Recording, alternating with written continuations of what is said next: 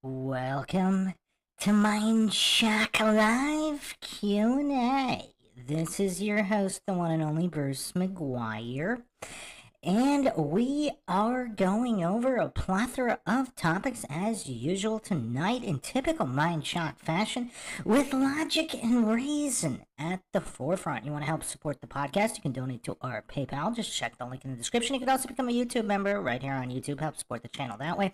Make sure you subscribe to the channel. Hit that bell for notifications. Like and share Twitter, Facebook, Reddit, Patreon. Patrons do get priority for case topic, logical analysis, co-podcaster requests. You can also be a guest in the podcast depending on your tier. Questions, comments, theories, thoughts, suggestions, rebuttals, debunkings of any kind, leave them in the comments section or for this live Q&A in the chat, and we will be addressing anything and everything. Man, looks like YouTube's still glitching tonight, man. What is going on the past 2 days? I mean, this is just crazy. I mean, I'll address what happened last night in a second. Let's see who's in here. Sphinx Bear, yes. Justin Johnson, Denise Snyder. I hope YouTube behaves itself tonight. Looks like it's not. It was glitching a little bit, not as bad as last night, but now it's just like, man, I don't know. It's like trying to shut me down. It's trying to wrap up the podcast on me. We just started. It's already trying to do the outro. Like, it's not responding properly. It's so weird. It's mostly just been the last 2 nights. But, other than the odd glitches, few and far between, like the past tonight and last night was so weird. It just was not behaving at all. Brian Sazama in the house. Joyce B, how's it going? Sun UV Liberty, what's up? Finn Hagen, about time. I need my Mindshock fixed, don't we all? Sarah Catherine, hello. Sun UV Liberty, gotta feed the horses, be right back. Gotta do what you gotta do. Horses are awesome. Okay, so, yeah, maybe let's wait another minute, and then I will address the madness that occurred last night.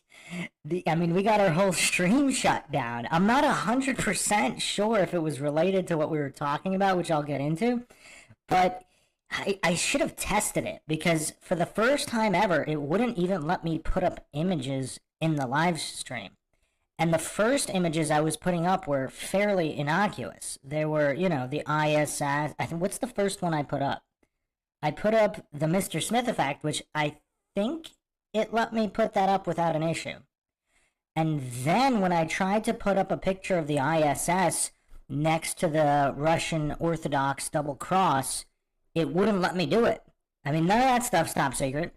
I was just jamming it. I was like spamming to click to kind of, force it through like a brute force attack to get the image to come up. And eventually it did. And it was just so weird because it never happened before. I should have tried to post an innocuous image, just some random, something that has nothing to do with anything, just to see if it would work. Because I think the Mr. Smith image posted perfectly fine. I think, if I remember. I really don't remember. If anybody in the chat here remembers how if the first image came up without a hitch, then I think the ISS is off. I have no idea what was going on with that. And then I basically had to jam. I had to like quadruple, quintuple click just to get any image to come up after that. And then we started getting into the top secret NASA Air Force patches. Now, I don't know why. Now, I knew it was sketchy territory. I really did. And the last image I put up, I actually don't even want to put it up right now because we're just getting started. I mean, maybe at the end of the stream, if we want to test it out, like when we're wrapping up, maybe I can put it up again and see what happens, but it was some kind of, okay, this doesn't make any sense. It was some kind of Sweet 16 Air Force patch with some kind of space, the usual space paraphernalia. And then there was also some girl in a dress sitting on the top of the world, and it said, worth the wait. Like she was wearing a Victorian dress with some kind of Victorian era umbrella or something like that. For the people that weren't in here. So some of the missions of these NASA Air Force patches, most of them weren't top secret, but they weren't. They were never really public. They weren't really for public consumption. But a couple of the missions were top secret missions. Someone apparently took photos of them in the 90s and uploaded them to the internet in the 90s. I mean, we're talking old. I mean, I don't know if this was GeoCities or some other random websites that these first popped up on in the 90s. Actually, let me double check. GeoCities had a lot of good stuff back in the day. And it was totally, as far as I know, it was completely unmoderated and uncensored. So GeoCities was from 94 to... Okay, actually it was acquired in 99 by Yahoo. So it was started in 94, acquired by Yahoo in 99. But apparently, I'm not saying these images were on GeoCities, but they were on the internet somewhere in the 90s.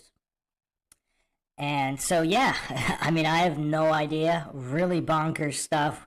You know, apparently NASA tied to the occult is somehow off limits. We could talk flat earth and NASA fakery all we want. We can talk occult Satanism all we want. But for whatever reason, if we talk about both at the same time, YouTube is not happy. I mean, I don't know. Unless these are all unrelated glitching, and all, like, a bunch of other channels have also been glitching the past 2 days. I don't believe they have. I mean, I don't know. I don't know. We were supposed to be talking, because the homework assignment in Q&A episode 6 was to watch Running Scared with Paul Walker. That's what we were supposed to be going over. And then somehow last night goes into NASA occult. NASA and the occult. I mean, I don't know how we got there from, we're supposed to be discussing this action movie, Running Scared with Paul Walker. Oh, Denise just brought up, tell the 9/11 story that was told to you by an acquaintance before you show any more Air Force. But I'm not going to be showing any patches tonight. Unless you guys want to... I mean, hey, you guys all... I think everybody in here, except maybe Denise, who was the one who had reservations, everybody else said full send on Mindshock land with all the patches. Lucky Haskins in here as well. You guys want to start off with the story before we get into Running Scared? Or should we save the story for the end just in case they shut down the stream in the middle of this story? Because this story's out there. I mean, this story is definitely in Mindshock land. What do you guys think? Yeah, Denise was the one that said no. We should have listened to Denise. Maybe the stream wouldn't have got shut down. I mean, I don't know. Maybe it was all coincidental. Again, I'm not saying it was definitely related to the patches. Because, like I said, I think the Mr. Smith effect photo posted without an issue. It was only the ISS one that had an issue. Justin Johnson says, remember, coincidence is short for cognitive dissonance. Yes. Okay, you guys all want the story. I believe, did I not tell this story on the 9/11 stream? You know what's weird? The 9/11 live stream on here didn't get shut down. But talking NASA and the occult, apparently that's off limits. I don't know. That's weird. The NASA occult connection is apparently off limits. So everybody... Oh, I am on... No, I was in the middle of talking. We were going over the patches. But you know what's weird, though? Because that last patch, I was reluctant to post it. Just because it was... I mean, all of them were weird. But that last one was so weird. Like, I was literally sitting there like, do I really want to put this on the screen or not? I was thinking back where it's like, if these glitches aren't coincidental, this is definitely going to be the final straw. And lo and behold, I was in the middle of describing what was on the patch, and the stream just cut, and I couldn't get it back. I couldn't get it to start. Also, last night's stream, I couldn't even get it to launch for hours. Today, I mean, it was relatively minor glitching, like, I just had to, reboot everything, and then it worked, but yesterday, last night, it just wouldn't let me go live. And then when I was trying to, it was just jumping around on the time for the live as well. But yeah, it might be unrelated. It might all be. I'm not saying it was related to the patches on the screen. It was just weird because as the patches got weirder and weirder, the last one I had, which was the weirdest one, I was just sitting thinking, I probably shouldn't post this one because it's just so out there. And then I post it, and then everything's fine for a number of seconds, and then it just cuts out. And then obviously I reboot nothing is working after that on the YouTube side. Everything else worked. It's not my computer. Everything else worked perfectly fine. It was just YouTube. So, yeah. Okay, well, everybody wants the 9/11 story, so... I think I told it on the 9/11 stream. But I'm not 100% sure. Maybe it was one of the older episodes with Maxwell on something possibly not even related to 9/11, but somehow it got brought up. I thought I had told it on the 9/11 one. Like, the one this past 9/11. I believe it...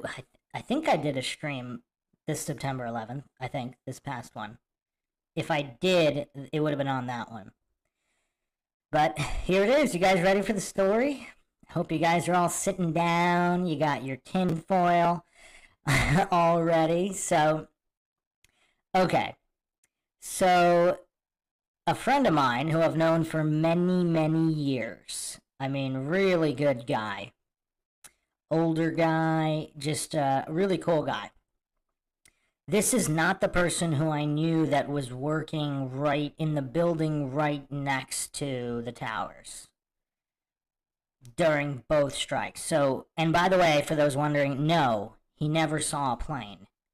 To be fair, he wasn't looking, but he never saw or heard a plane. Now, keep in mind, I went over all the audio. I mean, we're going to get shut down for this one, too.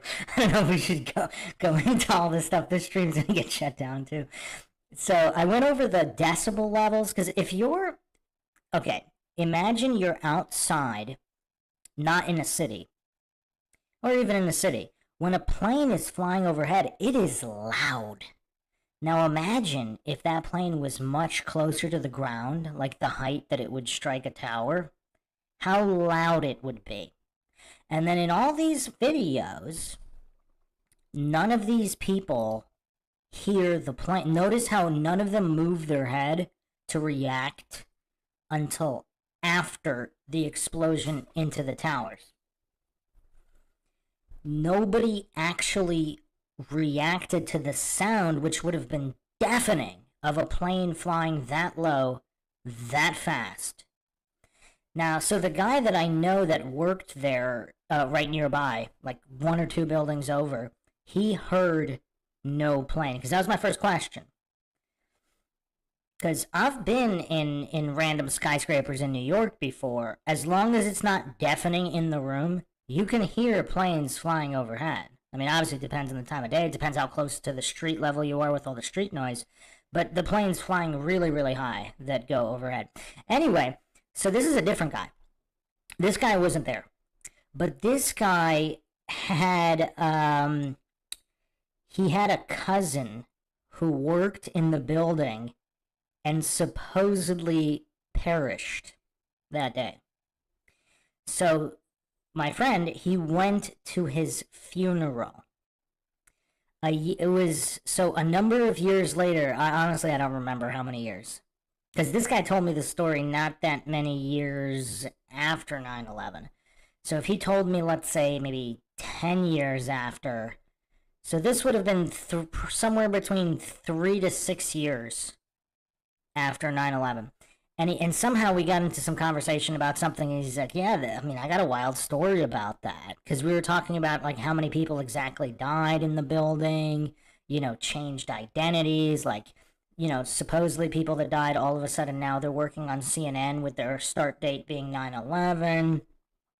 You know, their Facebook's still up. They didn't change their first or last name. They didn't even dye their hair. Again, this is all alleged. This is part of a gossipy conversation. I don't claim anything is true or untrue. This is Mindshock. I make no claims. So, this is for entertainment purposes only. This is obviously an entertainment podcast. Okay, so he tells me this story about how his cousin who died, he went to his funeral. However many years, couple years later, this guy that died shows up to a family get together, like a big one, not a small one. So there's, I don't know, dozens of people there.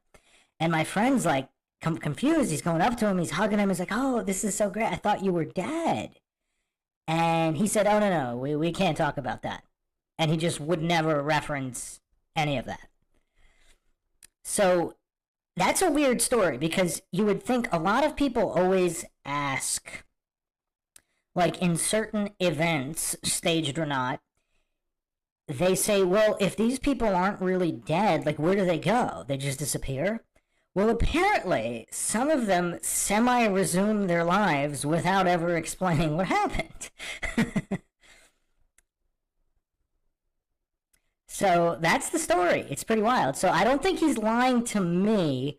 So I believe he told me he told me the truth as he knows it. So, and again, it was an open casket or anything, the funeral, so there was no verification. He didn't think there had, I mean, you know, how many people, well, not to mention if he was in the building, I mean, I don't know how many, depending on the floor, I don't know if you know, how many remains they actually got, but, I mean, I don't know. It's weird. Heracles said, could have been for the payout.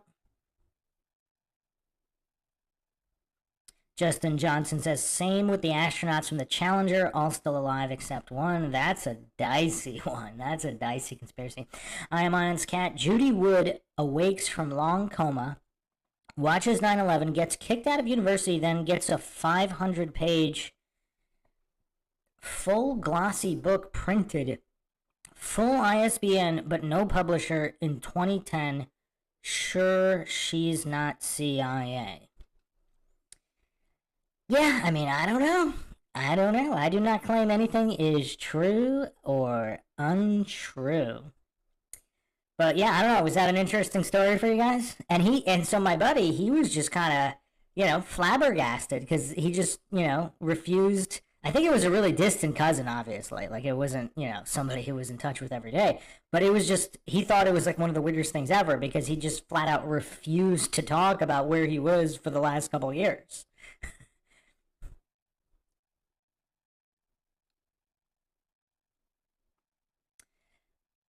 So make of that what you will. Make of that what you will. Because before he mentioned that, we were kind of discussing on like verification of victims. Because, you know, there was a lot of funny business. Like almost people taking advantage of it too. Like if someone wanted to fake their death, could they have pretended they went into work that morning when they didn't? I mean, I don't know. Nothing to do with, you know, any of the official conspiracy or whatever. But Heracles in here, Boggin in here, Justin in here, Jess Palmer, what's up? Monty says, even a fool knows a demolition when they see it. So you guys want to talk running scared? How many people completed their homework assignment from the live Q&A sex? Which was to watch the Paul Walker movie, Running Scared. So I actually rewatched it, prepping for last night's Q&A. We didn't even get to it because we got into the NASA occult patches and got the whole stream shut down. But apparently, possibly half, up to half. I read a lot of weird things. Up to 50%, like 40-50%, supposedly, of total people didn't go in that day. So, same thing with Columbine. Apparently, it was somewhere around 50%, but it was 420, so, you know. It's just, you'd have to compare it. Like, 50% of the school being out, even on 420, that seems unusual. Because, I mean, obviously, there would be high, if the normal absent rate is 1 or 2%, I mean, what do you expect 420 to be? 5%? 6%? Not 40? I mean, that's kind of weird. Denise watched it. Plot twists were mind-shocking. All right, so let's talk running scared, people. Let's talk running scared.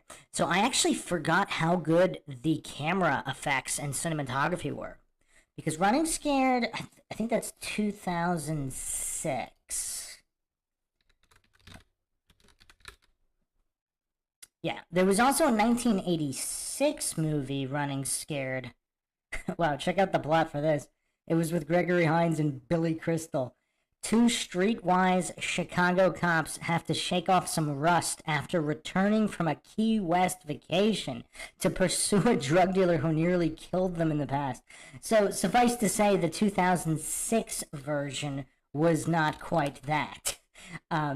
So yeah, Running Scared 2006, a low-ranking thug is entrusted by his crime boss to dispose of a gun that killed corrupt cops, but things get out of control when the gun ends up in the wrong hands. So, yeah, I mean, this movie was actually even better than I remembered. I mean, it is a pretty solid movie. And you know what's really scary? It looks like the director Wayne Kramer only made one other movie after Running Scared, crossing over with Harrison Ford and Ray Liotta. I actually haven't seen that one. Interesting. It's about illegal aliens. Oh, actually, no. He also directed the Paul Walker movie Pawn Shop Chronicles with a human trafficking slant as well. But anyway, with Running Scared, if you haven't checked out the Paul Walker conspiracy, check that out on Mindshock.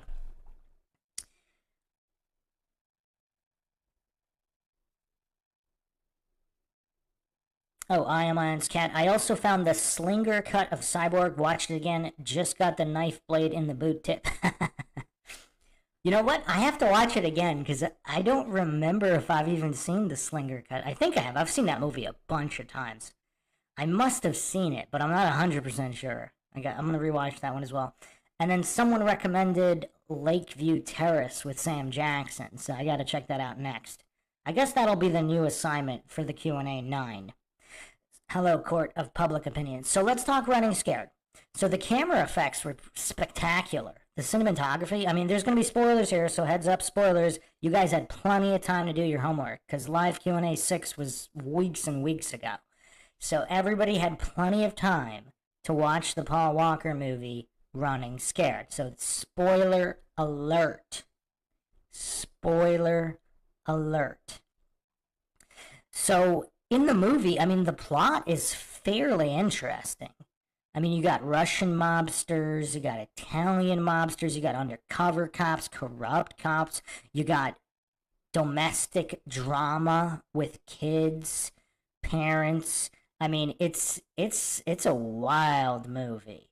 Very well made, keeps you guessing.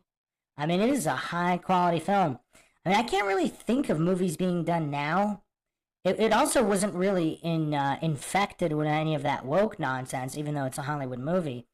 I mean, maybe a little bit, but nothing too in your face, nothing too on the nose.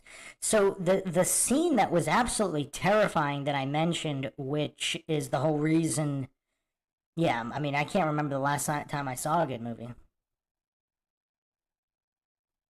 What the hell was the shadow in the PDF file scene? What are you talking about? PDF file? What do you mean? Oh. Wait, you're talking about... Okay, I think you're going to be talking about the same thing I'm going to be talking about. But shadow? Is there a typo there? Shadow?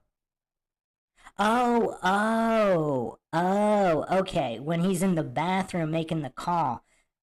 So that looked like an artistic choice. That was the two adults, the woman and the man, because you can see the guy. So they look like these demon shadows, which is obviously what they are internally. But then that's what it looks like from inside the bathroom, because you're seeing it from the point of view of the kid. When it shows the camera outside of the bathroom, it shows them as in regular human form. But I thought it was a really cool style choice, just like with they had their own version of Bullet Time.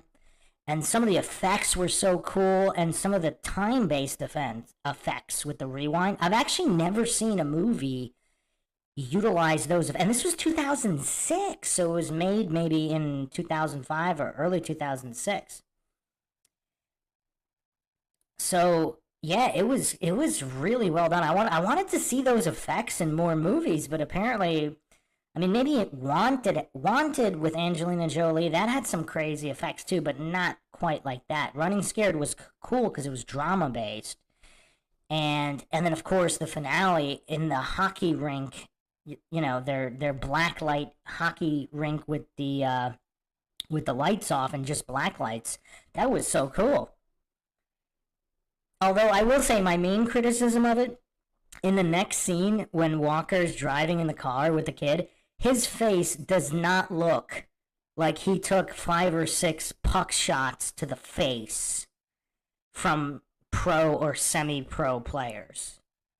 I mean, come on. He had a little bit of a bloody nose, and that's it. Like, while it was going on, his whole face was leaking blood like a faucet onto the ice. And then all of a sudden, he's driving in the car, and he just has a little bit of blood on the nose. I mean, the puck went into his forehead, the side of his eye, into his mouth. I mean, he took I don't know, he took a number of puck shots to the face. I mean, his face should have been jacked up like Rocky from Rocky 1. And yet it was almost normal. That was probably my only criticism of the movie. That's the only thing I could find.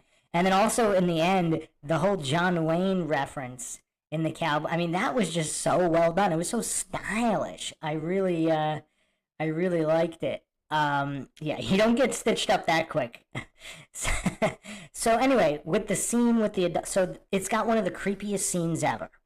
It was almost like, I don't want to say it was a Hollywood movie. I mean, obviously, all that Hollywood occult stuff, it's not like they didn't know it went on. Was that a sideways wink at Epstein Maxwell, a man and a woman, and they have this library of videos of the kids. So they didn't show that they killed the kids, but the whole floor was plastic. So the implication was the bodies are all under the plastic. That's what that's the implication I got from it. So again, spoiler alert. So this kid is on the run, and whatever, he's 9, 10, 11, or 9 or 10, I guess, whatever it is. And he gets into a van where there's 2 other kids. And then there's these 2 adults, and they are... Kill the bank. Did you just get here? We just spent a while talking about that. Apparently, you're allowed to talk about the occult, and you're allowed to talk about NASA, but you're not allowed to talk about them together. Okay, so the kid gets into a van with these people to escape other scumbags. They take them to their apartment, and it's so creepy, especially the playroom. It's so colorful. I mean, it's just one of the creepiest scenes ever. And if you guys were paying attention, right before the other kid's mom, Paul Walker's wife, before she gets there, or right as she's getting there, you can hear the kid say, "I'm not touching it," or something like that. It's just so creepy. And then the woman answers the door in a robe after that. So, yeah, Sun UV Liberty. 5 or 6 puck shots would totally reconfigure somebody's face. So yeah, it was so creepy because, and that was that was actually really interesting because in few movies does a non-hero type character, or even a hero type character, again, spoilers, Paul Walker's wife executes those 2 scumbags on the spot. I mean, she just executes those bastards. Because she uncovers... There is one caveat there. Is she 100% sure... Like, it's kind of weird because she didn't actually witness them doing anything. So it's a little bit different. Like, not that she should have watched the video, but it would have been nice to have 100% corroboration that they were the guilty parties. Because if not that they, if they were farming it, I mean, she didn't really know the whole story. She knew that they were kidnappers. Well, Even that's, I mean, I suppose somebody else could have brought them there. I mean, it was just, it would have been nice to have 100% verification on her side to justify the execution, but I mean, yeah, I mean, who's going to find her guilty in a jury? Like, what kind of jury is going to find her guilty? And also, like, they didn't show it, but when she was trying to peel the plastic floor, if that plastic floor had all the dozens and dozens of bodies of children that were featured in those videos, I mean, yeah, it's just, she didn't know for sure, though. She executed both of them without 100% verification. That's the only slight issue. I mean, if she had 100% verification, but, I mean, it's fair to say, it's fair to logically deduce. Yes, Heracles. Yes, that would have been attempted murder, but she also doesn't know with 100% certainty that there's not someone else there hiding. There could be another secret room. You know, she didn't check under the beds or some of the closets. Like, it's not 100%. But yes, yeah, they were suffocating the kid. I would have blown out their kneecaps. Like, when she's giving CPR to Oleg and they keep trying to come up to her to sneak the gun, what? She should have just blown out their kneecaps right then and there. I mean, that's not going to kill a person. But yeah, no, it was cool. And that wasn't even her son. Like, she just had a moral duty. You gotta blow the caps, man. You gotta blow the caps. Like, how many movies would problems be solved if they just, blew out people's kneecaps, kneecap people? I mean, that used to be a mafia thing, and yet heroes never do. Like, I can understand, heroes not wanting to shoot and kill potential suspects or even guilty suspects. They want to take them in, whatever. But those suspects are going to try to kill them and other characters. So if you just kneecap them, a nice shot in each cap, I mean, that'll prevent, that'll at least, maybe they can crawl, but that'll at least slow them down. You could do CPR and a little bit more peace. I mean, I'm not saying she shouldn't have executed him after the fact. Step one, she has to resuscitate Oleg. So, step one, in order for her to complete step one, you kneecap those bastards, finish the CPR in peace, and then decide what to do. But it was so, like, I think they should have showed, I mean, I don't want to see it, but maybe some bones or something under the plastic. Because, I mean, it's fair to deduce they were all under the plastic. But that's also kind of weird. Like, those people, that couple living in the apartment. I mean, if that's an apartment next to other apartments. Like, it's just, it's weird. I mean, very creepy, of course. But, yeah, I mean, it was such a creepy scene, though. It was just so creepy. I think the fact that they didn't actually show anything, like nothing at all, not even like blood under the plastic, not even a screenshot, like a non-explicit, obviously, any kind of shot. Like, they showed nothing at all of what could potentially have gone on. So it leaves only the imagination of, to think what horrors those poor kids went through. But the fact that they were labeled with even the first names of the kids, that made it even creepier. It wasn't like number one, number two. They put the first names of, like, it was such a, ick scene.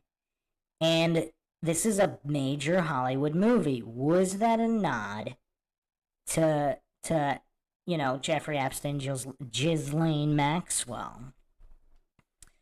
I don't know. Or was that a nod to what goes on in Hollywood? Snuff movies, etc. It's just, it was so sickening. And it was almost like it wasn't directly related to the plot. Because, it's like Russian mobsters versus Italian mobsters. And there just so happen to be these scummy people just in the neighborhood. It was just weird. Yeah, exactly, kill the bank. So, do you guys think it was accidental that scene was in there? I mean, I guess that's what I'm getting at. Was it accidental?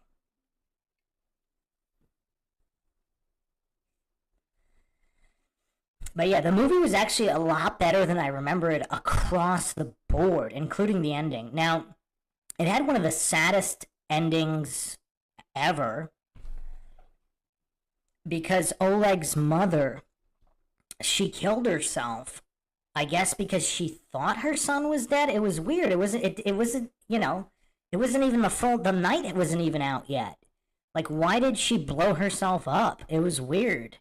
You know, she was literally minutes away from being reunited with her son, and then her abusive husband, whether he saved her from a life of prostitution or not. Awesome Town Matt, that was the homework assignment from live Q&A sex. I mean, come on. You've had weeks and weeks to do your homework. Did your dog eat it? I mean, are you using the NASA excuse when it comes to telemetry data? No, she intends. Oh, wow. Hold on, Denise. Are you saying she was just in there to smoke a cigarette? Hold on. Hold on a second. My impression, again, I have to watch that. For some reason, I thought she had intentionally been running the gas. And then when she lit up her cigarette, the whole thing blew up. Are you saying it was accidental? But why would she have the photo of her and her son only in Awesome Town Matt? I destroyed episode 6, and it's a painful process to get back. I mean, come on. Where are the 18? Yeah, there's at least 18,000 copies online. Are you saying you lost all 18,000 reels of episode 6? Is that what you're saying, Awesome Town Matt? Are we supposed to believe you lost all 18,000 reels of episode 6?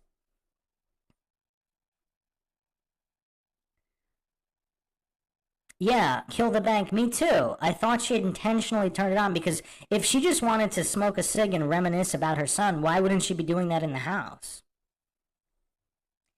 What I don't get is because she was literally minutes away from being reunited with her son and learning that her abusive husband was dead. Like, you know, her troubles were, I don't want to say over. Her troubles related to her abusive husband were over. Awesome Town Matt says, I recorded over them because it's too expensive to buy more VHS. So there's actually two stories about that. I think NASA has two stories. The telemetry data reels, they said they lost 18,000 reels. As far as some of the original copies of the videos, I think they said they taped over those. And was it I Love Lucy or something? Like they taped over, they taped like I Love Lucy over them, or it was some kind of old sitcom. It wasn't just anything. They taped over the greatest accomplishment in the allegedly the greatest accomplishment in the history of mankind because they wanted to watch I Love Lucy and for some reason they can't watch it at home, so they had to do it at the NASA headquarters. I mean, it was just kind of weird. So there's two separate incidents here. I think they lost 18,000 telemetry reels and then they taped over the original videos of the moon landing. Not all of them, but a lot of them. So there's two different things. Denise said, they said in the beginning of the movie that the lab could blow up any moment. Yeah, that's true. That is true. It was a... But I think... Yeah, well, why would she think that, though? He'd only been missing for a few hours. He's got everybody out there looking for him. I mean, unless there was a deleted scene where the father, the John Wayne guy, calls her and says they have her son and they took him back to the Russian mobsters or something. Because then that would make sense, I guess, because she thought she would never get him back. But I don't know, it was weird.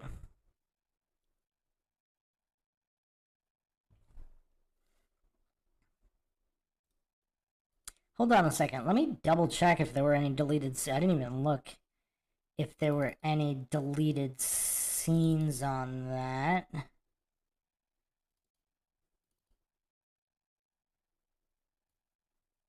No, I don't see any deleted. There's some behind-the-scenes stuff, but... Here, let me see if I could find it online.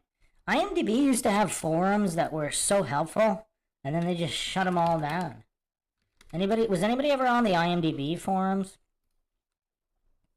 Like, literally all the main questions of a movie were answered on the IMDb forum.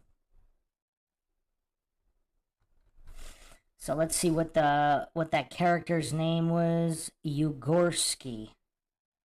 Mila Ugorsky.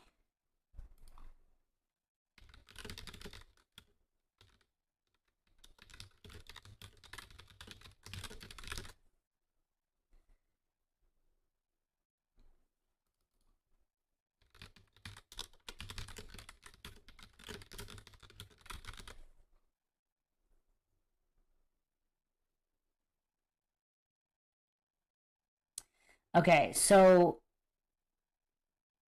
Mila has locked herself in the shed containing the meth lab behind the house. She looks at a picture of Oleg, believing he is dead. She holds a lighter to an open propane tank and blows up the meth lab in the backyard, killing herself. Yeah, it was intentional. It doesn't really answer why, though. This is in the plot, the extensive synopsis on IMDb, where it just lays out the entire plot. Yeah, it doesn't say why, though. Doesn't say why.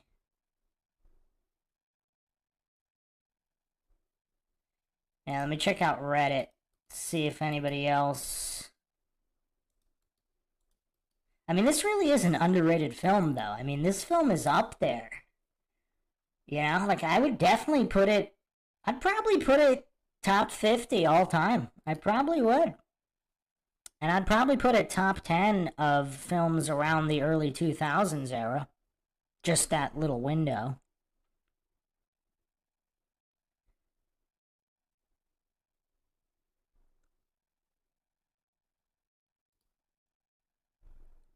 Yeah, I'm trying to see... So apparently in the extensive plot write-up, she believes Oleg is dead and intentionally kills herself. But I'm trying to find now why she thought that when it was only he was only missing not even the full night, and everybody was out looking for him.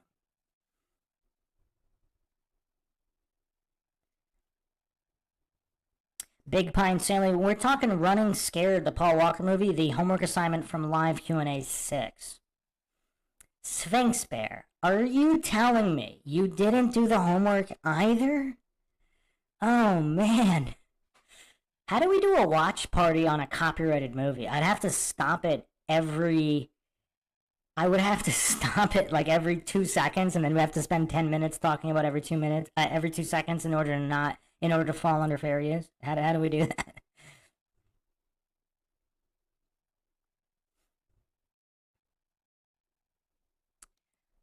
Oh, come on, Sphinx Bear. My words per minute rate is way higher than that.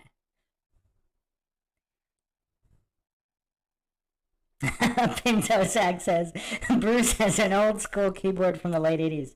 You're not 100% wrong. It's new, but they're black switch keys, so they are quite tailored made to my typing style, which obviously is an old school style. I'm used to the old heavy duty boards, not like laptop, like soft, thin little laptop keyboards. I can't deal with those.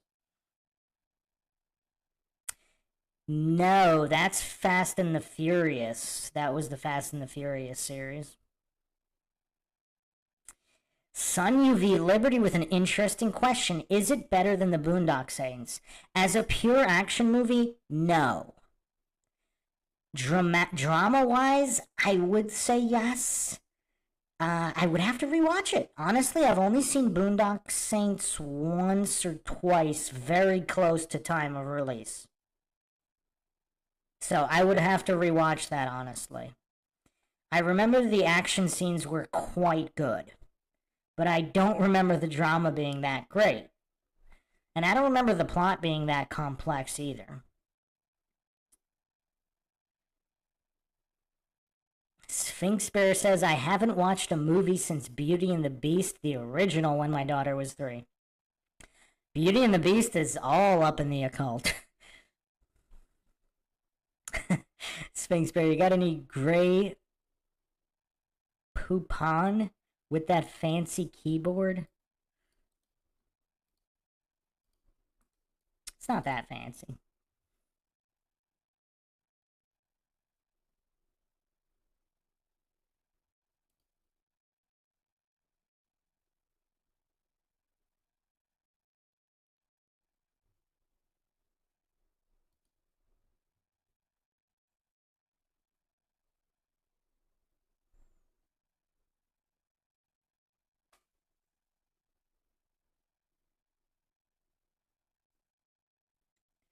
So yeah, I'm just looking here to see any theories on why Oleg's mother thought he was dead.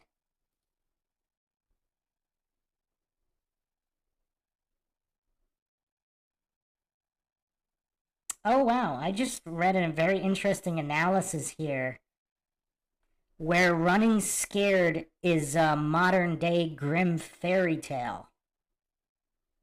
The crackhead is Wraith, the pimp is the big bad wolf, the yuppie child predator couple is the gingerbread dwelling witch, Hansel and Gretel, and the Russian boy Oleg is Pinocchio, all representing different fairy tales, while Paul Walker's Joey endures the quest to find the stolen gun, but also to save Oleg's soul so he can still have a childhood and be a real boy. Wow, that's really interesting. There's apparently interviews with the director discussing how they use the fairy tale framework to tell the story. Wow, that makes me like the movie even more. I didn't know that they did that all intentionally. That's very interesting. Yeah, we talked about Anne Hesh in one of the other, was it the true crime Q&A that we actually ended up talking about Paul Walker? Yeah, so apparently, yeah, that actually makes sense, and then that's why they have the exaggerations with the shadows in the when Oleg's in the bathroom.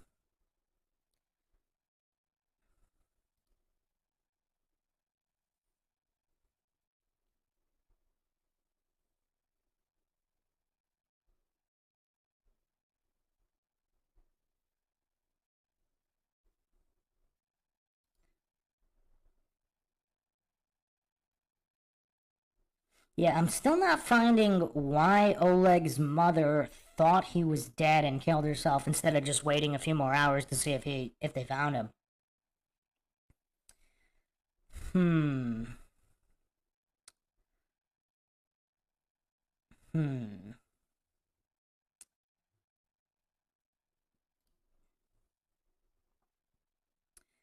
Anybody got any theories on this?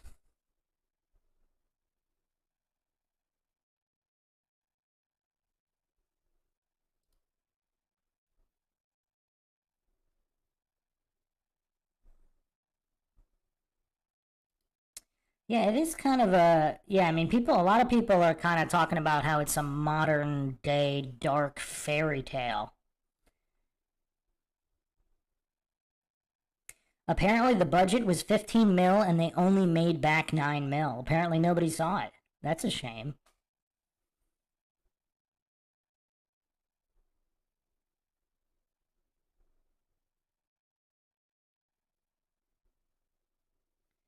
Huh. A lot of people are also saying that's Paul Walker's best acting performance. I mean, I don't want to. He really isn't that good in the. I mean, calls this blasphemous, but he's really not that good in the Fast and Furious movies.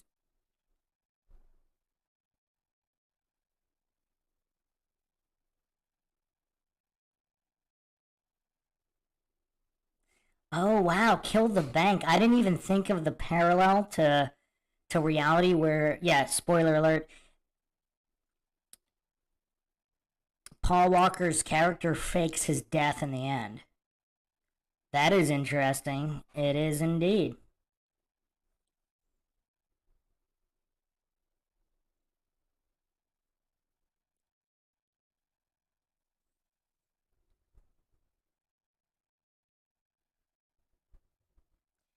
Yeah, I'm gonna have to. What I vaguely remember Lazarus Project. I have not seen Hours.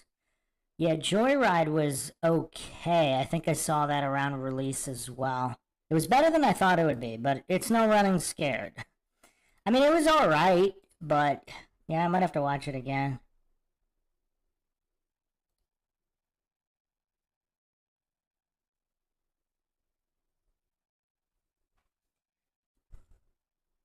Some people actually point out how this is Paul Walker's best performance. Let's talk about a mind shock here. When Paul Walker's screaming at the end in the hockey scene, "Don't you expletive kill that kid? If you do it, I swear to God, you'd better swallow a bullet because you won't be able to live with yourself." Do some people think there was too much conviction in his voice there? Or is he that good of an actor? I mean, I'm going to have to watch Lazarus and Hours again to compare. Yeah, Paul Walker's performance in this one really was good.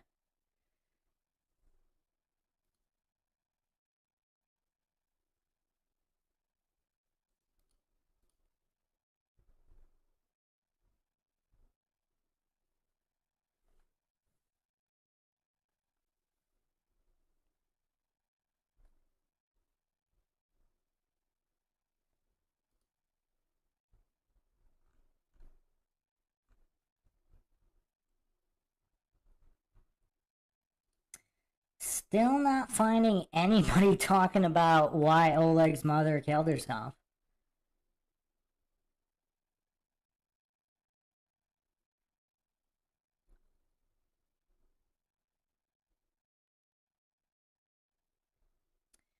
Man, still can't find anybody talking about that. That was the number one thing. That was one of the top things that jumped out at me, and I really would like an explanation on that. I don't know if there's commentary on it. If there's commentary, I'll watch it with commentary, see if they mention it. Perhaps there was a deleted scene before that or something.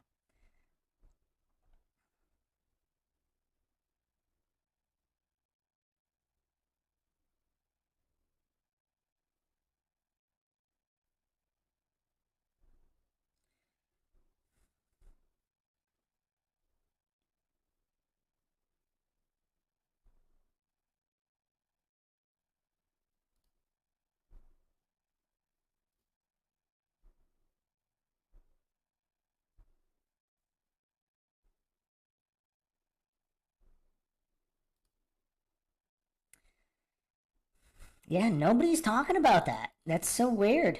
Usually Reddit is just tearing apart any kind of plot holes or whatever. Heracles maybe, but wasn't he going to get him back? Captain Hatton, are you ever not getting triggered? I mean, come on, man. This is a chill chat, and you're just all triggered about some flat Earth video.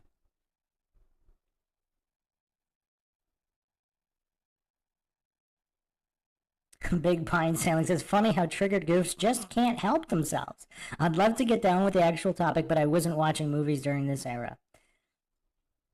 This was everybody's homework assignment from Live Q&A 6. The next homework assignment is to watch Lakeview Terrace with Sam Jackson. I forgot who recommended it. Did whoever recommended it, are they in the chat right now? Lord Zed says, I'm knee-deep in a Two Corys marathon. Can't blame you, my friend. License to Drive was cool. I like that one.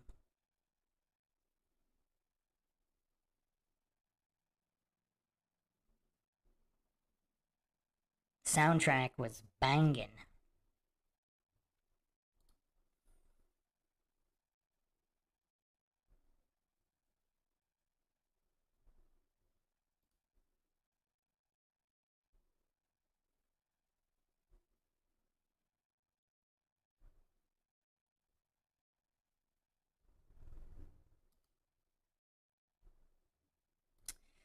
Man, I can't find anybody discussing that or any information on that at all. Oh, man.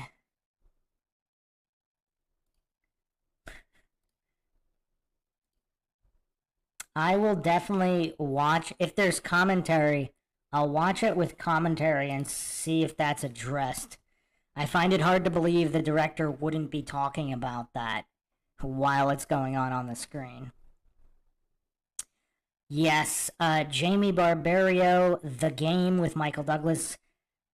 Honestly, I don't know if I've ever properly watched that. I remember that being in the background somewhere when it first came out on video, and I was kind of watching it out of the side of my eye while I was, I don't know, doing something else. I don't know. I don't remember. I remember the movie existing. I remember parts of the movie, but I don't remember I watched it completely focused. Captain Hatton, come on, man. It's got to be at least a 5-hour video. Like, what are you smoking?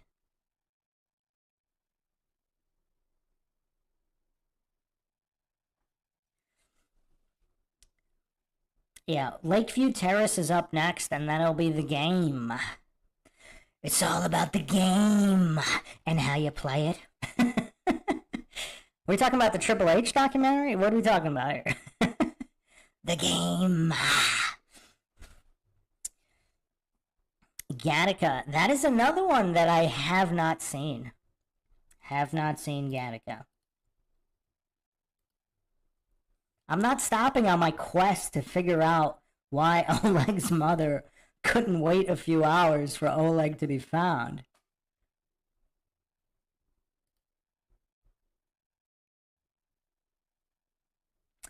Man.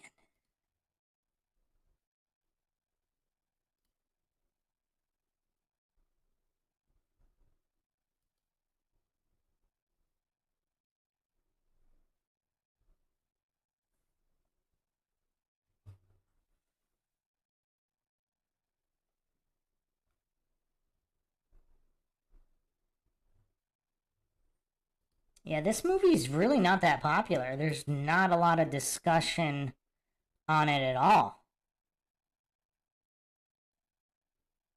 So TV Tropes simply says this.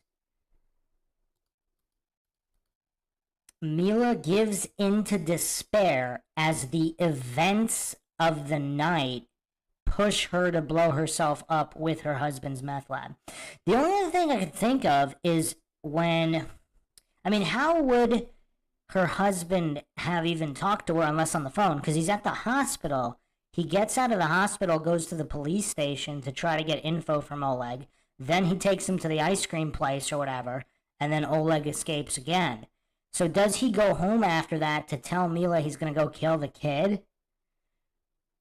But even if that's true, she doesn't actually know that he succeeded. I mean, how many mothers would kill themselves if they don't know that their kid is... I mean, maybe after countless years. I mean, I don't know if they lose hope, but it's just weird.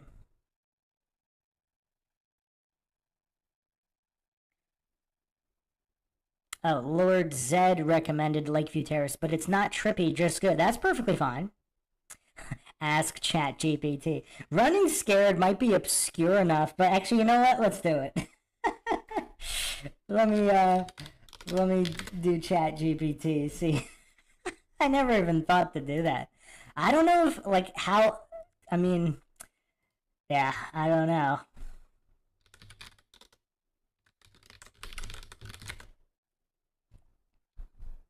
Let's see what it says.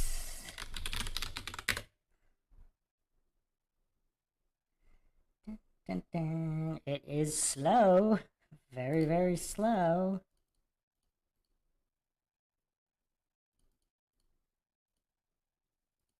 It's like the faster internet speeds become, the slower the internet gets.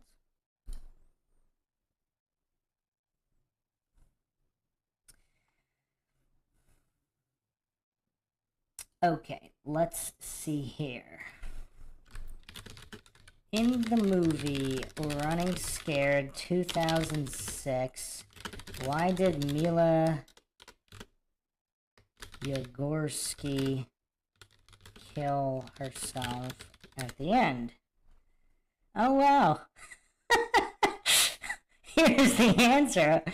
In the 2006 film Running Scared, Mila Yagorsky's suicide is a complex event that stems from multiple factors. Her character is deeply affected by the dark and violent world she's living in, which includes being involved in criminal activities and experiencing the brutal environment created by her husband, Anzor. The realization of the extent of the corruption and violence surrounding her, and perhaps a sense of hopelessness and guilt, contribute to her decision to end her life. Additionally, her action might be seen as a final attempt to exert control over her life in a situation where she feels completely powerless. It's a tragic moment that underscores the film's themes of desperation, moral ambiguity, and the destructive nature of a life of crime. Okay, I'm calling BS on all of this because I just remember. You talking about the Shaw Brothers movie, Lord Zed? The Boxer's Omen? Hold on. I call BS because I just remembered the timeline. When Paul Walker's wife executes those scum, she brings Oleg. Oh, wait, she doesn't bring him back. Because when she meets up with Paul Walker, Walker takes Oleg. But she must have gone home and told her that told Oleg's mother that she rescued Oleg. Why would she have not told her mother that? Or Oleg's mother that? And then Oleg is with Walker doing whatever, and then he gets taken afterwards. Right? I believe that's the timeline. That's closer to the end. It's not after Oleg, because after Oleg escapes from Anzor, then he gets kidnapped, then Walker's wife saves him. Why would she not inform Oleg's mother that she saved him? In which case, that would have even less, unless, of course, Anzor calls his wife and tells her. I haven't seen all of them, Lord Zed. I've seen a lot of them. I'm not sure if I saw Boxer's Omen. I mean, you're going back decades now. Going back to the 70s. Yeah, I've seen a lot of Shaw Brothers movies. I'm down with the Chopsaki stuff. I like watching people get kicked in the head. As you guys know, I'm a big Crow Cop fan.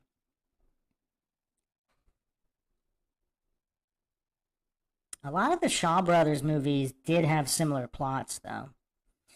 Okay, we're still on our quest to figure out what specifically, why she killed herself. Oh, man.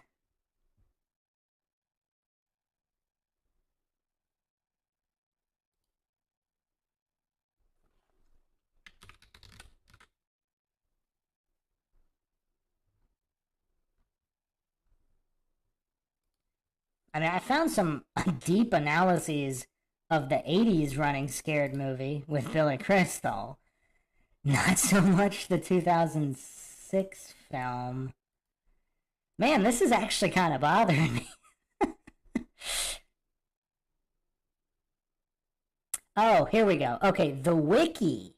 Okay, here's what the wiki says, which obviously that needs to be taken with a grain of salt. The wiki says. Okay, hold on. Yeah, so Oleg escapes. She's saved. Okay. Yeah, that's the timeline. So Walker's wife should have informed, because when she goes home with their son, she should have informed Oleg's mother that she saved him, or he's with Walker. Okay, so here we go. So Joey and Oleg struggle to return to Teresa and Nikki. Okay. Meanwhile, Mila, thinking Oleg is dead, commits suicide by blowing herself up in Anzor's meth lab. So we're still left with the question of why specifically she thought he was dead. Oleg might have told her that everybody was looking for him, so she might have thought that they were going to kill him no matter what. But I mean, still, like, without verification of his death, it's just kind of weird.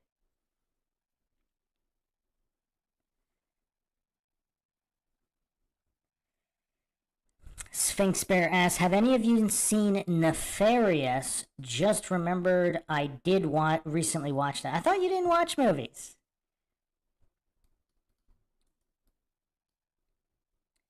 Nefarious. Oh, the recent movie? No. No.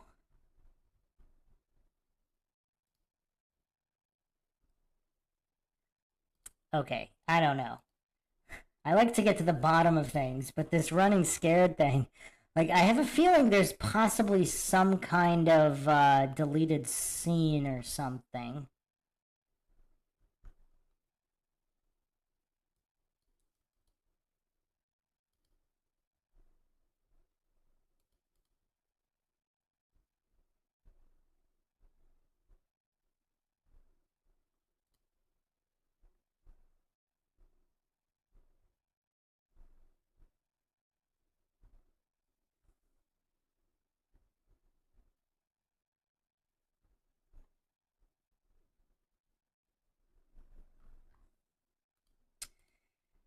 Man, I don't want to give up on this just now. Captain Hatton wants us to spend quite a few hours on this.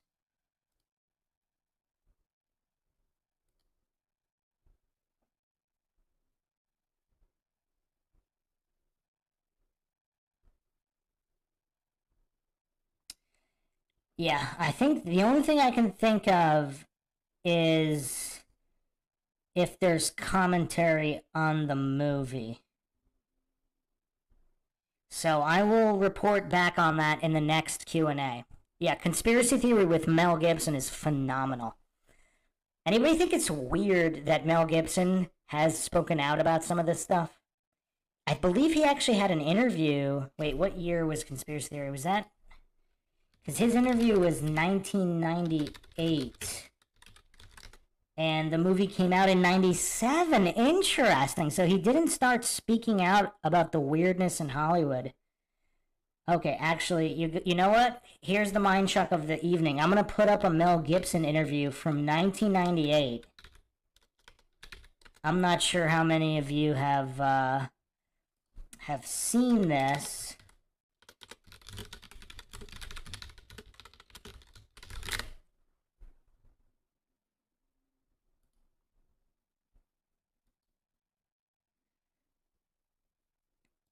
This'll be the last thing we go over tonight. We're probably gonna get shut down. We're gonna get shut down for this one.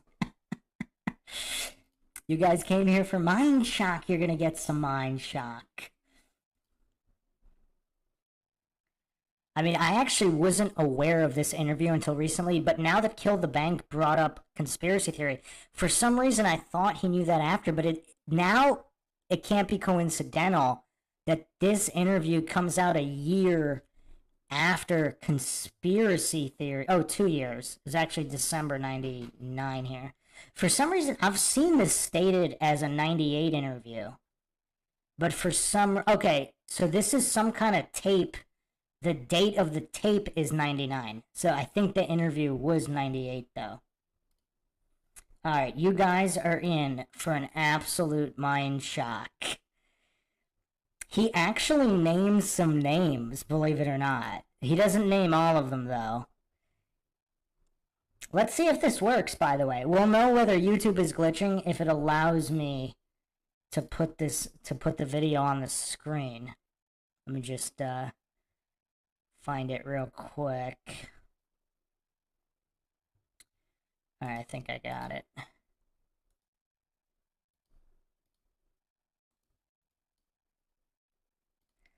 You guys ready for the most mind-shocking Mel Gibson interview ever? Son of Liberty says, Mel should get an Academy Award for Best Body Cam footage ever. Man, that one audio of Mel Gibson cursing out one of his wives, that was crazy, definitely. Oh, I hated that movie, Black Butterfly, Antonio Banderas. Oh, man. Oh, On the Line with Mel Gibson, that was phenomenal. I love that one. I'm an Antonio Banderas fan, but Black Butterfly, oh, I thought that movie was terrible. It was a good setup, though. It's a great setup. Maybe that's why I didn't like it, because the setup was great. Alright, are you guys ready for the biggest, most mind-shocking A-list Hollywood interview, conspiratorial A-lister interview ever? You guys aren't ready.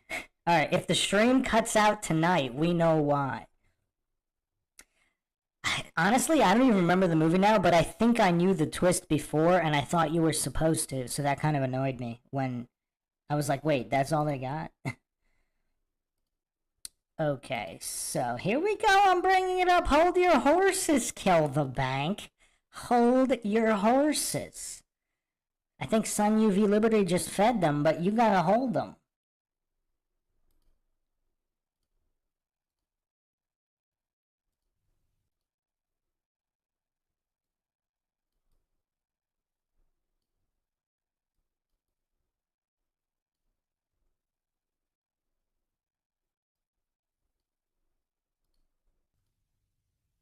Let me know if you can hear it once the audio comes in.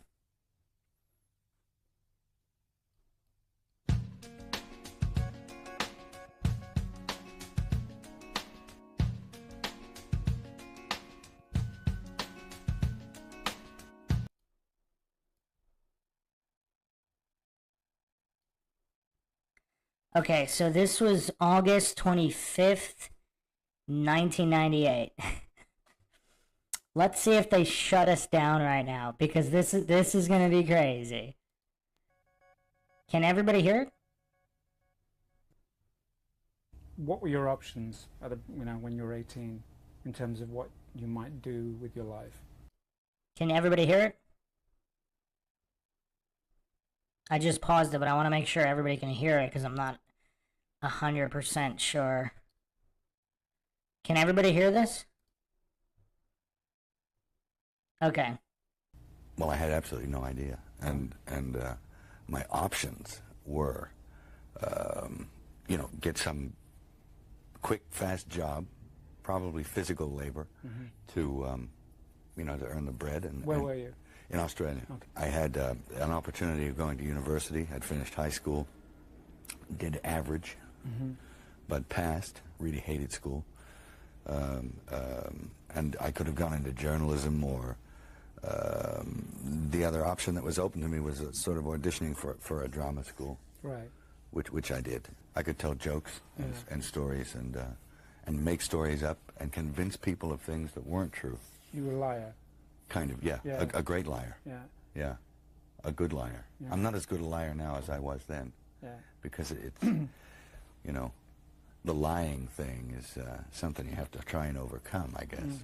Sure. And I try and put it into a framework where I can call it a profession now, which is... it's called acting. Yeah. Yeah. I can't say that I have a method. No. I don't think I do. I mean, there is method. Mel was doing stuff in the 70s. Let me actually bring it up. So by 99, I mean, he was A-list. He was an A-lister by 99. So let's see here. I think Mad Max was probably his first big one, which is really awesome. That was 79. So Mad Max was 1979. And then that's kind of what got him attention to come over to Hollywood. By the way, some of those Australian action movies are pretty phenomenal. We gotta put some of those on the list. So he did Summer City in 1977 is his first credit. On IMDb, it looks like a supporting role. Exploits of four boys who leave Sydney and head out for a weekend of surfing and adventure. Unfortunately, the fun takes a serious turn when they find themselves involved in a murder. Anybody see that one? Oh yeah, Sun UV Liberty, The Patriot, of course. Well, and Braveheart, but yeah.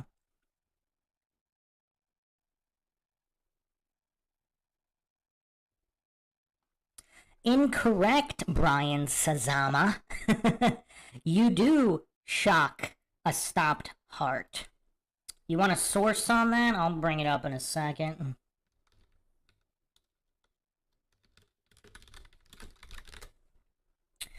So, right here from...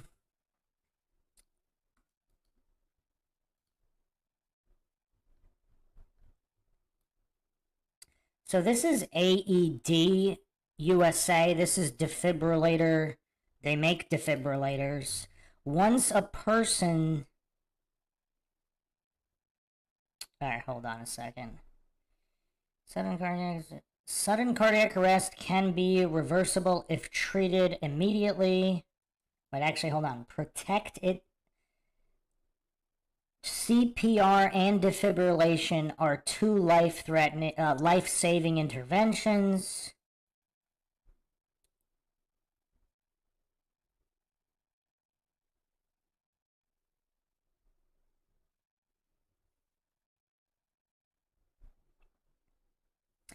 I read the, I don't remember, when I brought it up yesterday, I read the full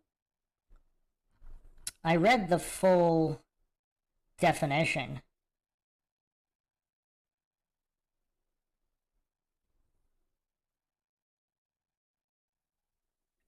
Here is,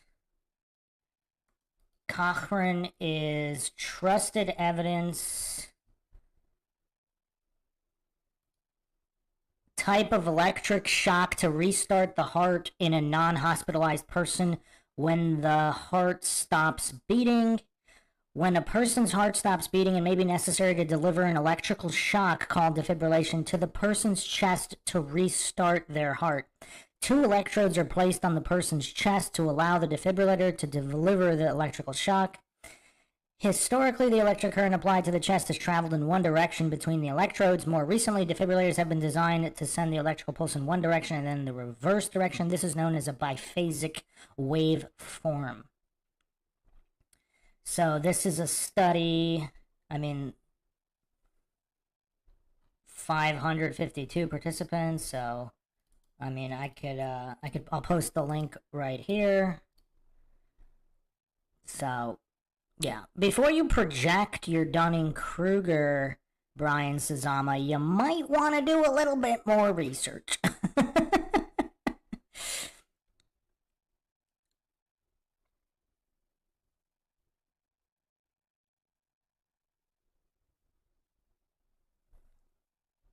I could keep going. I could bring up a ton of documentation. Obviously, it's not only used when the heart stops beating. I never said that.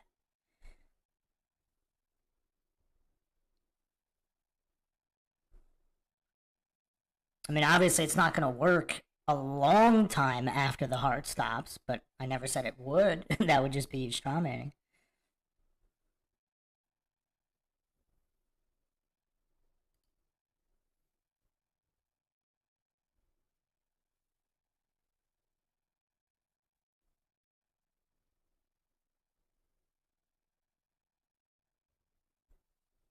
If you want to keep going, I can bring up a ton of documentation here, not just studies on when it's used.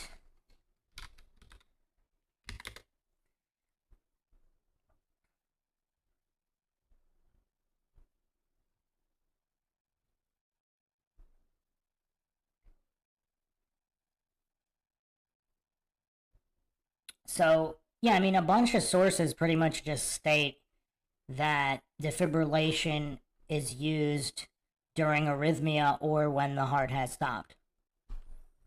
So, might want to get your own Dunning-Kruger in check, Brian Sazama. Is he still here or did he run away?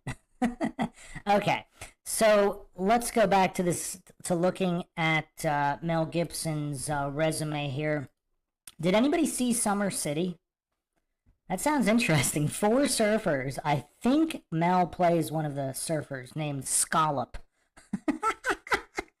I think it's Sandy, Robbie, Boo, and Scallop. Mel Gibson plays Scallop. Has anybody seen Mel Gibson's first movie, Summer City, 1977?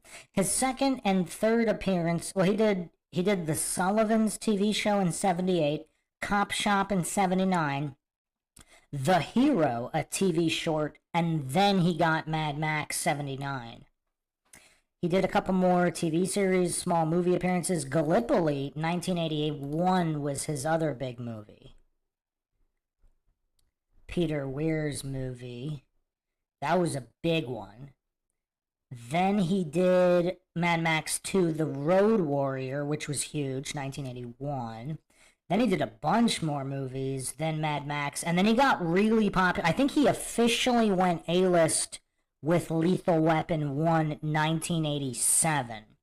Then he followed up Tequila Sunrise, 88.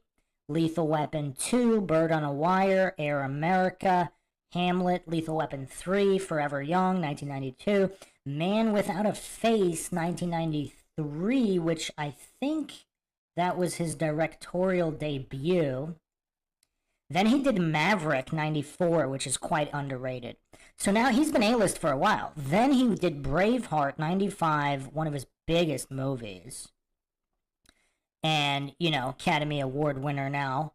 Fully A-list. He also does Ransom, 1996, Conspiracy Theory 97 with Julia Roberts, another major A-lister. So, I mean, he's at the top of Hollywood here during this interview. He did Lethal Weapon 4, 98, and then Payback, 99, which was a huge movie at the time. And then Patriot was the year after, 2000, then What Women Want, 2000. Those were all huge movies. We Were Soldiers, 2002. M. Night Shyamalan's Signs, 2002. I mean, he kind of went down after that. But yeah, so he's fully established, long-term established A-lister. Mel Gibson here during this interview. So let's continue. Oh, here, Hugh Frazier. You mentioned Summer City. I saw that on its initial release in Sydney. One of the lamest things I've seen in my life, just my opinion. Well, now I really want to see it. Is it one of these so bad it's good movies, or is it just flat out lame? Because some of these, I actually really like bad movies. Like, I'm a fan of, like, the worse the better. If it's just a little bad, that I'm not a fan of. If it's just kind of sort of bad, I'm not interested. If it's really bad, I would like to see it.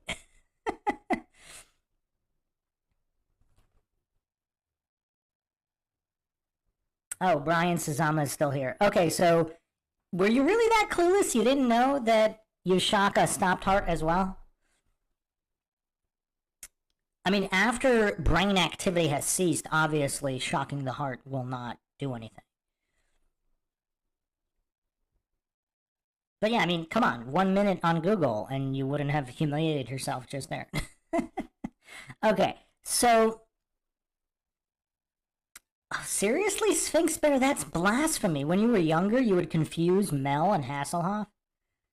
Oh, man. Okay.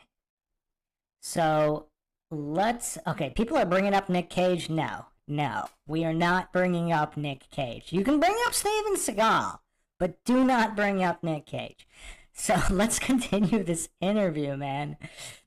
We gotta continue here. We're gonna be here all night. But I find that it constantly shifts and changes, and I think that that's a good thing. I'm not sure. I was educated in the way of theater craft and stuff was a very British way of doing things, which meant technique. Yeah, they're all in favor of actually feeling a real emotion and doing that.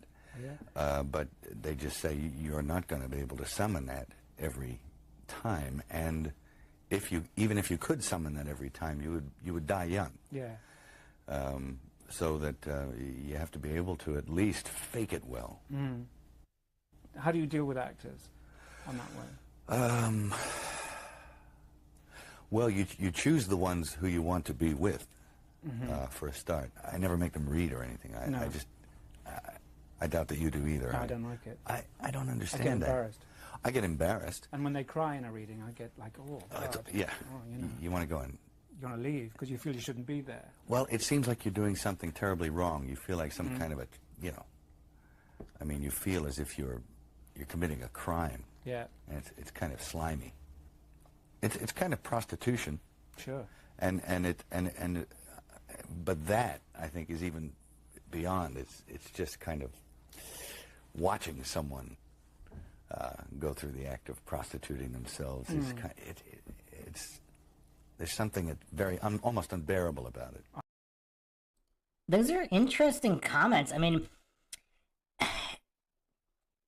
the prostitution of an actor, I mean, is that... We're seeing a lot of Illuminati humiliation ritual here. I mean, let's bring in Craig of Fight the Flat Earth. I mean, these are full-time guys, these anti-Flat Earth grifters. They're humiliating themselves full-time. I mean, actors only engage in humiliation ritual here and there, like wearing dresses or whatever. I actually do have an episode on Illuminati humiliation ritual coming up.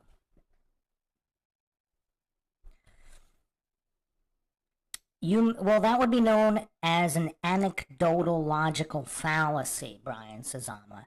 Just because you didn't do it doesn't mean it's not listed on the actual specification of defibrillators. It doesn't mean there's not actual studies saying that that's what you do. But yeah, as Sun UV Liberty pointed out, yes, a shock in the heart, but not too late. Yes, because obviously after brainwave activity has ceased, that shock to the heart's not going to do anything. But if it's relatively close in time, it can be restarted, obviously. No need to strawman Brian Sazama. I mean, just go look at the Intro to Logical Fallacies video before you start projecting Dunning-Kruger. So, oh yes, Sun UV Liberty, that's a good point. That is an excellent point. He could be subtly referencing what some of them did to get the role as well. I mean... Well, we just can't bring Nick Cage into this, like, because once we start bringing Nick Cage in, I mean, this is gonna be a 5-hour stream, you know. My eyes. Oh man, The Wicker. You guys have all seen The Wicker Man, right? Okay, let's save all of this for the Illuminati humiliation ritual podcast. Let's stay on topic here. But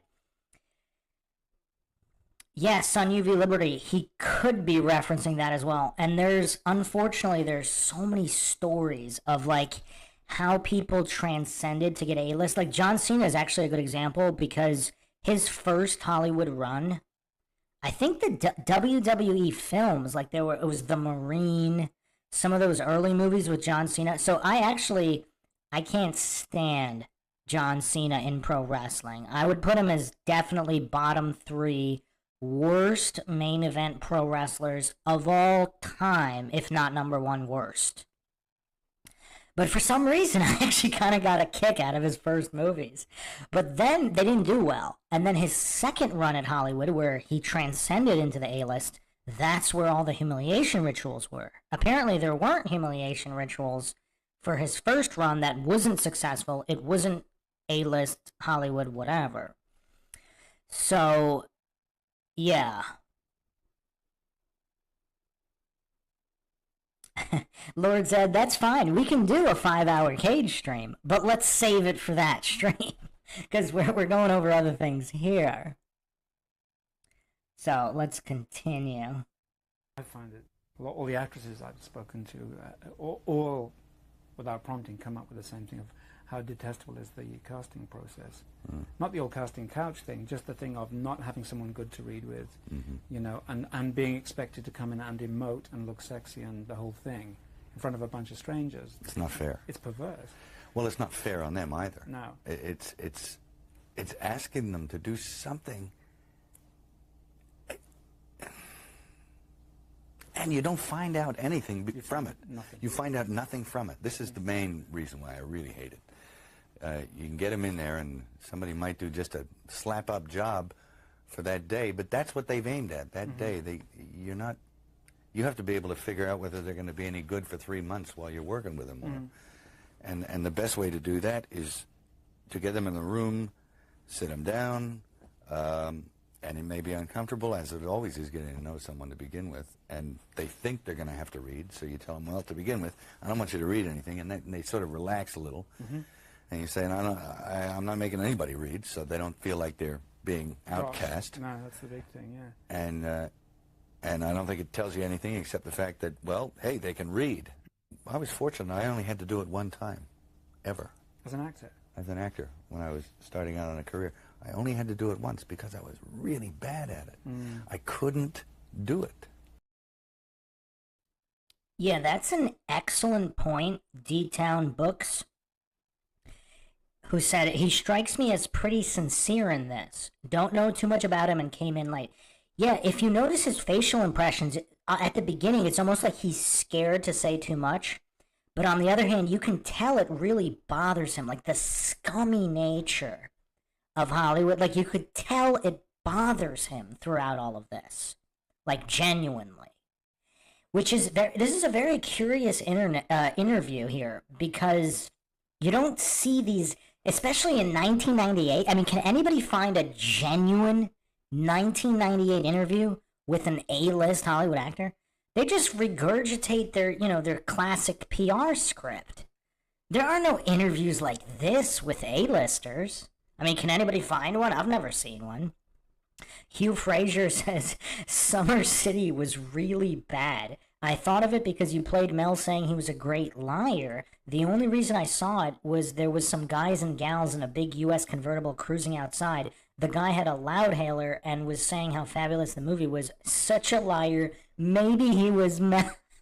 So Hugh Frazier might have actually witnessed Mel Gibson in 1977 cruising Australia, not cruising USA, cruising Australia with a loudspeaker saying how awesome the movie was when the movie sucked. But the movie might have been so bad it's good. I don't know. Because you said it was really bad, which piques my interest. If it was only a little bit bad, I probably wouldn't be interested in seeing it. But now that you say it's really bad, my interest is piqued.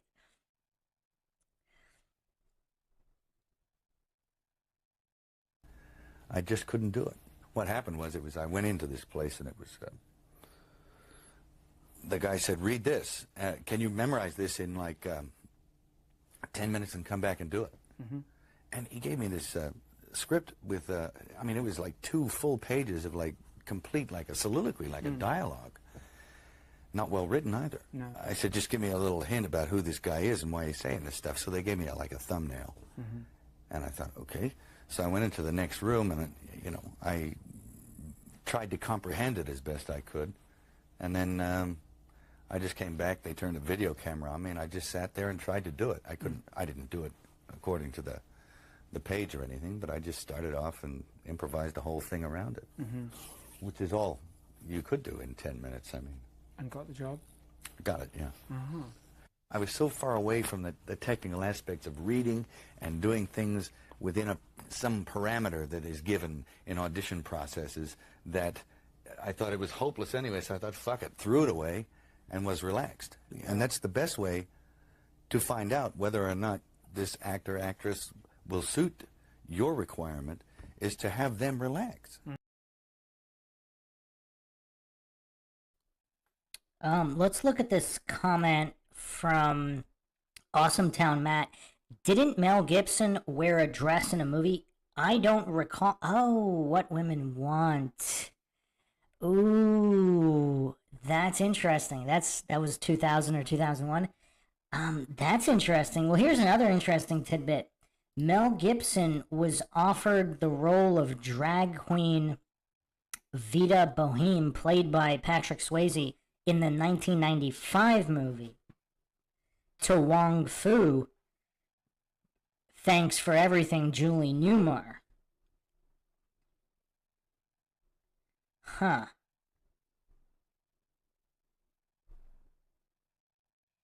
Yeah, that is kind of weird. Yeah, What Women Want was weird. Huh. Does that meet the standard for humiliation ritual?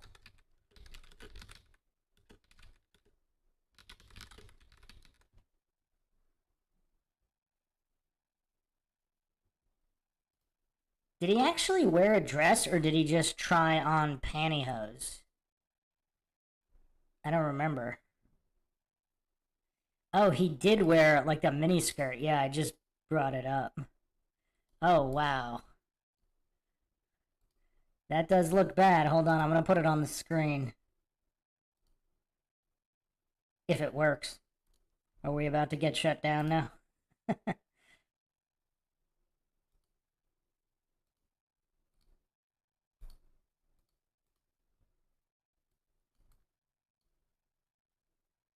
Oh, wow. Hold on.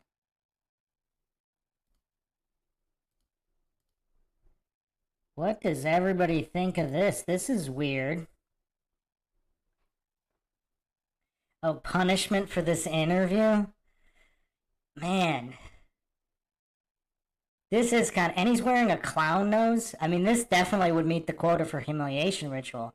Like, if he just was trying on pantyhose as, like, whatever, the movie, they're advertisers or something, and they're marketing to women, so he has to try the products or something.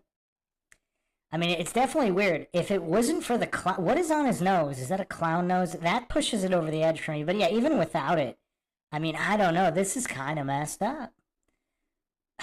This is kind of messed up. I Am Iron's Cat said there was lots of leather BDSM and Road Warrior. Well, that was an Australian movie. Not that they wouldn't have stuff like that too, but I mean, you know, Hollywood is notorious. I mean, maybe we need to do a podcast on the Australian film industry. Okay, Big Pine Sailing is 50-50. I think we need a poll. Let's do a poll. I mean, these are the real questions here.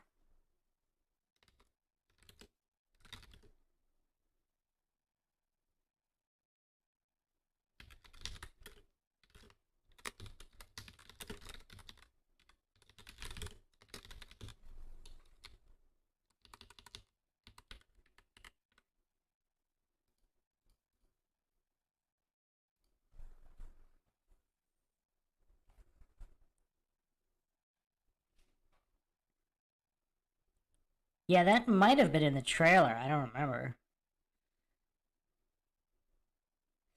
Lord Zed, that's a good question. Does he know they are humiliating him? He probably just doesn't care and is acting.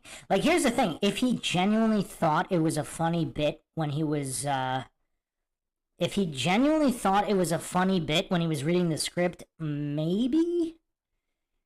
I don't know. I mean, usually the guys are wearing a full dress and, like, acting feminine and all that, so this isn't exactly like that. I don't know. It's a fine line. I mean, we would have to know his personal sense of humor because there's people like, didn't Kevin Hart say he would never wear a dress and then he was on Saturday Night Live not 1 or 2 years later wearing a dress humiliating himself? So, I don't know.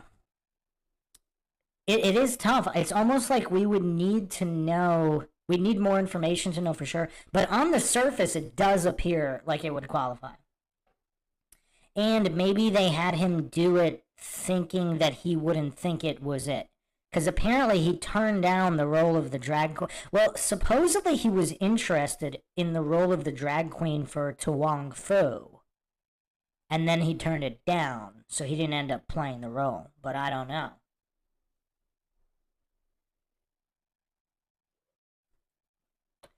Big Pine Sailing, yes, Kevin Hart clearly placed. Yes, indeed. True Story with Kevin Hart and Wesley Snipes is actually really good. There's more than one Kevin Hart, like the comedian. Richie Rich just got in here. Maybe I need to start. I didn't realize how funny it would be from people entering the chat right now, from people just jumping on the screen right now. Lord Zed says it's clearly sick and satanic, but he didn't write the scene. Well, here's... Okay, hold on. I have a solution to this. When did Mel Gibson become... So, Mel Gibson is Catholic. So, was he always... It seems like he was... Okay, so during his high school years, he was educated by the Congregation of Christian Brothers at St. Leo's Catholic College in Wahroonga, New South Wales. Okay, so...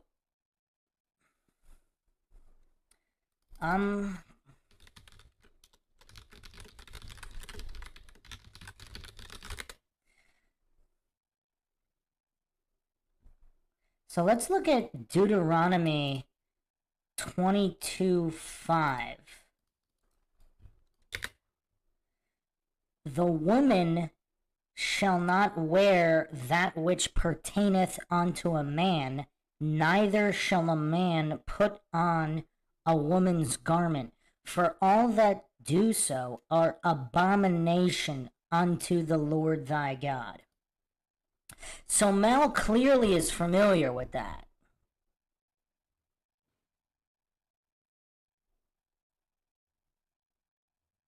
Oh wow, Kill the Bank. It's said that Kevin Hart died and this one is a clone. That's the rumor anyway. Huh. I actually hadn't heard that one. Although, I mean, there's pretty much a rumor like that for every celebrity.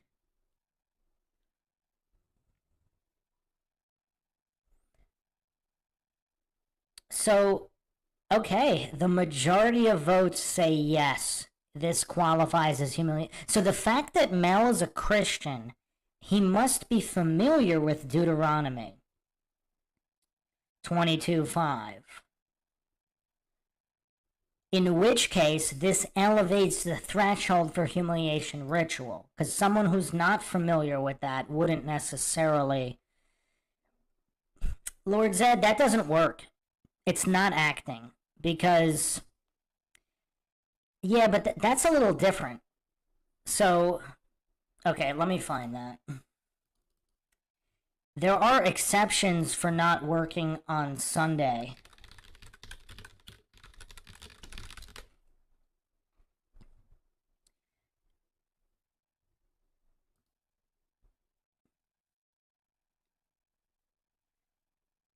So, obviously, the whole household should not work. Trying to find the exact verses supporting that. So, Mark 2:23, working is unlawful on the Sabbath.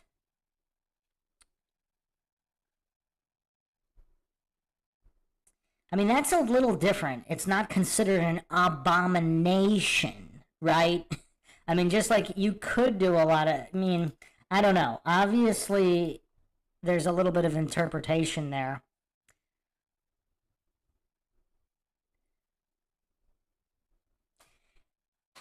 Working on Sunday, I don't believe that's as much of an abomination. So the fact that if it was a non-Christian, not familiar with the Bible, and they just thought it was funny, then that's a little more iffy on Illuminati humiliation ritual. The fact that he must be well aware. Also, like, for example, would he ever do a movie with, like, To Wong Fu? That would obviously... The fact that he even it was reported that he was considering that, which is weird, and then he eventually turned it down.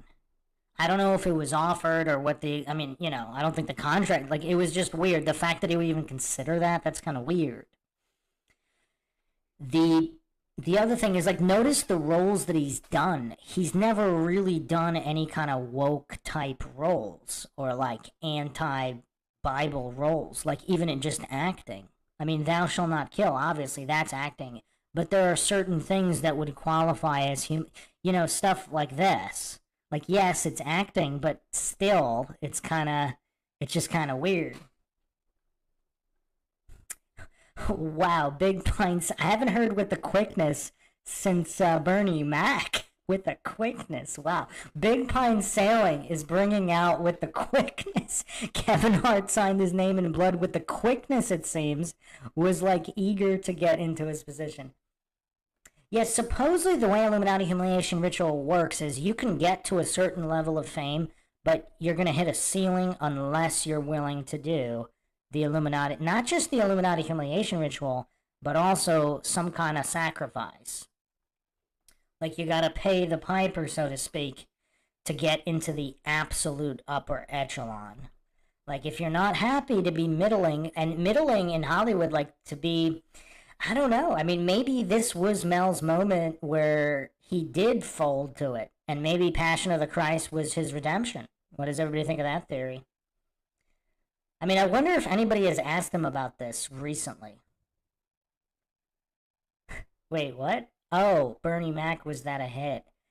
Okay, well, we're not getting into Bernie Mac. Let's get. All right, I'm going to end the poll. We need to get back to this interview.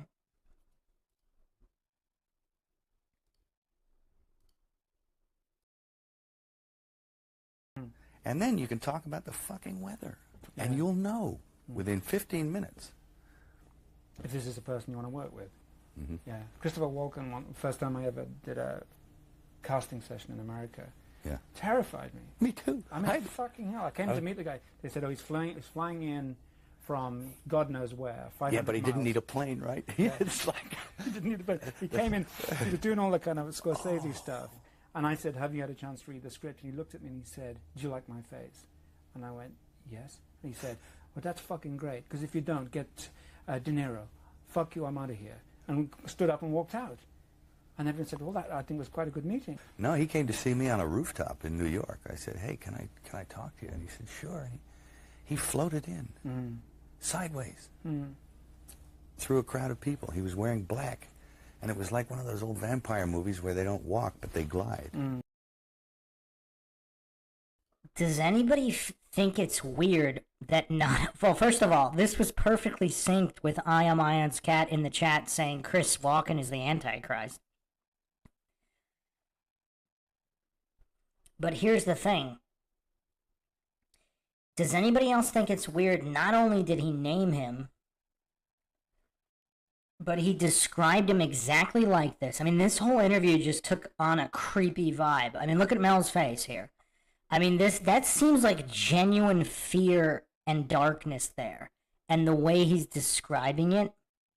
And the fact that, I mean, Christopher Walken has done so many creepy movies. I mean, he's got quite a diverse body of work. I'm a fan of Christopher Walken. One of my favorite Christopher Walken roles was in Pool Hall Junkies. Anybody, should I give a little bit of hint of my former life as a pool shark, but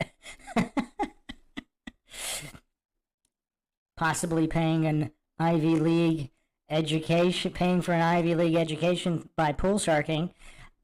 This was like, this was the #1 movie among pool sharks. Pool Hall Junkies, if anybody remembers that movie. Walken was suspicious all over the place. Yeah, I mean, wow. I mean, we could definitely do a podcast on Walken. I mean, he is a phenomenal actor, though, but, you know. The fact that Mel is talking about him in this manner, look at Mel's face.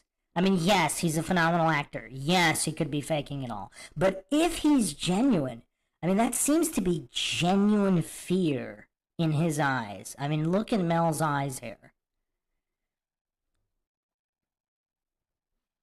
But even in Pool Hall Junkies, even in seemingly innocuous roles, I mean, Walken can just channel this ominous energy that seems unnatural. That's the best way I can describe it.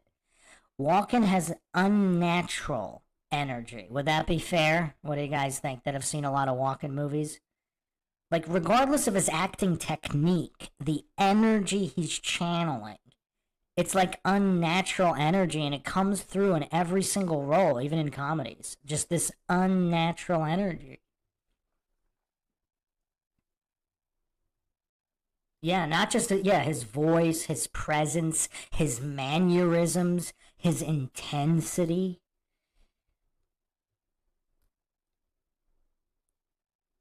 And this guy's been around forever. I mean, let's see, what is his first movie? 1953? Is this guy really a vampire? 1953? Wow. He's been in everything. He did TV series, 50s, 60s movies. He was in Cleopatra, 70. I guess, yeah, as a kid, I guess. I mean, I don't know. Then, yeah, Deer Hunter. Oh, Annie Hall. Heaven's Gate. Dogs of War. Pennies from Heaven. Does anybody find some of these titles interesting? Last Embrace. Has anybody seen Last Embrace? Some of these titles are just really out there. Brainstorm, The Dead Zone, View to Kill, Witnessing the War Zone, Puss in Boots, Homeboy, Communion, King of New York. He was pretty creepy in that as well. Comfort of Strangers, McBain, All American Murder, Mistress, Batman Returns, Skylark, he was Angel in Madonna's 1993 music video Bad Girl. That's got Illuminati written all over it. The 1993 movie Scam, yeah, True Romance, Wayne's World 2, Business Affair, Pulp Fiction, The Addiction, vampire movie. That was a creepy one. Search and Destroy, Things to Do in Denver When You're Dead. I think that was one of the most favorite movies of the Trenchcoat Mafia and Columbine. And also a lot of Illuminati occult symbolism in that one. Wildside, Nick of Time, 1995. That might have actually been the first walk-in movie I saw. Possibly. Nah, that was probably The Prophecy.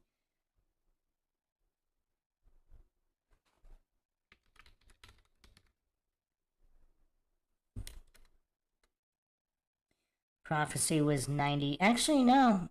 Wait. Yeah, it's Prophecy. He was Detective Vince Magnotta in the video. He did the Ripper video game. Did you guys know that? I mean, the selection of this guy's choices. So this was a 96 video game with Christopher Walken and Burgess Meredith. Wow, check out this storyline. Jack's back. In 2040, a vicious serial killer stalks the mean streets of New York, eviscerating his victims and vanishing without a trace, leaving no clues to his or her identity. Only you, as crime reporter Jake Quinlan, can crack the case. There are 4 suspects: Detective Magnotta, lead investigators of the case, Dr. Burton, the doctor with the mysterious past, Falconetti, master hacker, and your own girlfriend and fellow reporter Catherine, whose mother may have been the Ripper's first victim. It's up to you to uncover the clues and catch the killer, or else you may be next. Each of the suspects can turn out to be the killer, depending on how you played the game. So in the 90s, they actually had some really cool video games and computer games that were actual. They utilized a lot of actual video with actors, and this was one of them. So this is Christopher Walken and Burgess Meredith in The Ripper, the 1996 Ripper video game set in the year 2040. Man, the creativity was off the charts back in the 90s. What platform was that game? Let me double check here. The Ripper 1996 video game.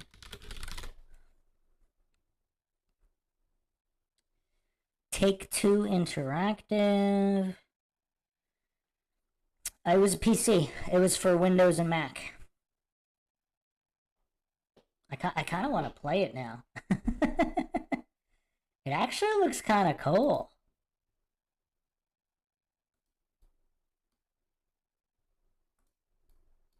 I'm going to bring up an image of it in a second. I wonder if this is what's going to crash the stream.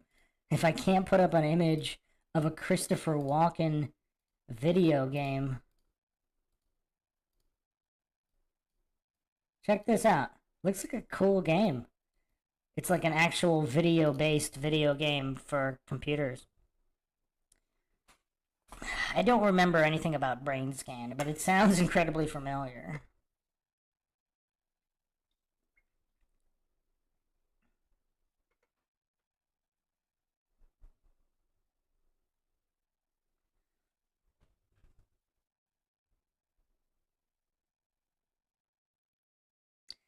Jenna said, I just watched Devil's Advocate on VHS a couple hours ago. Total reveal.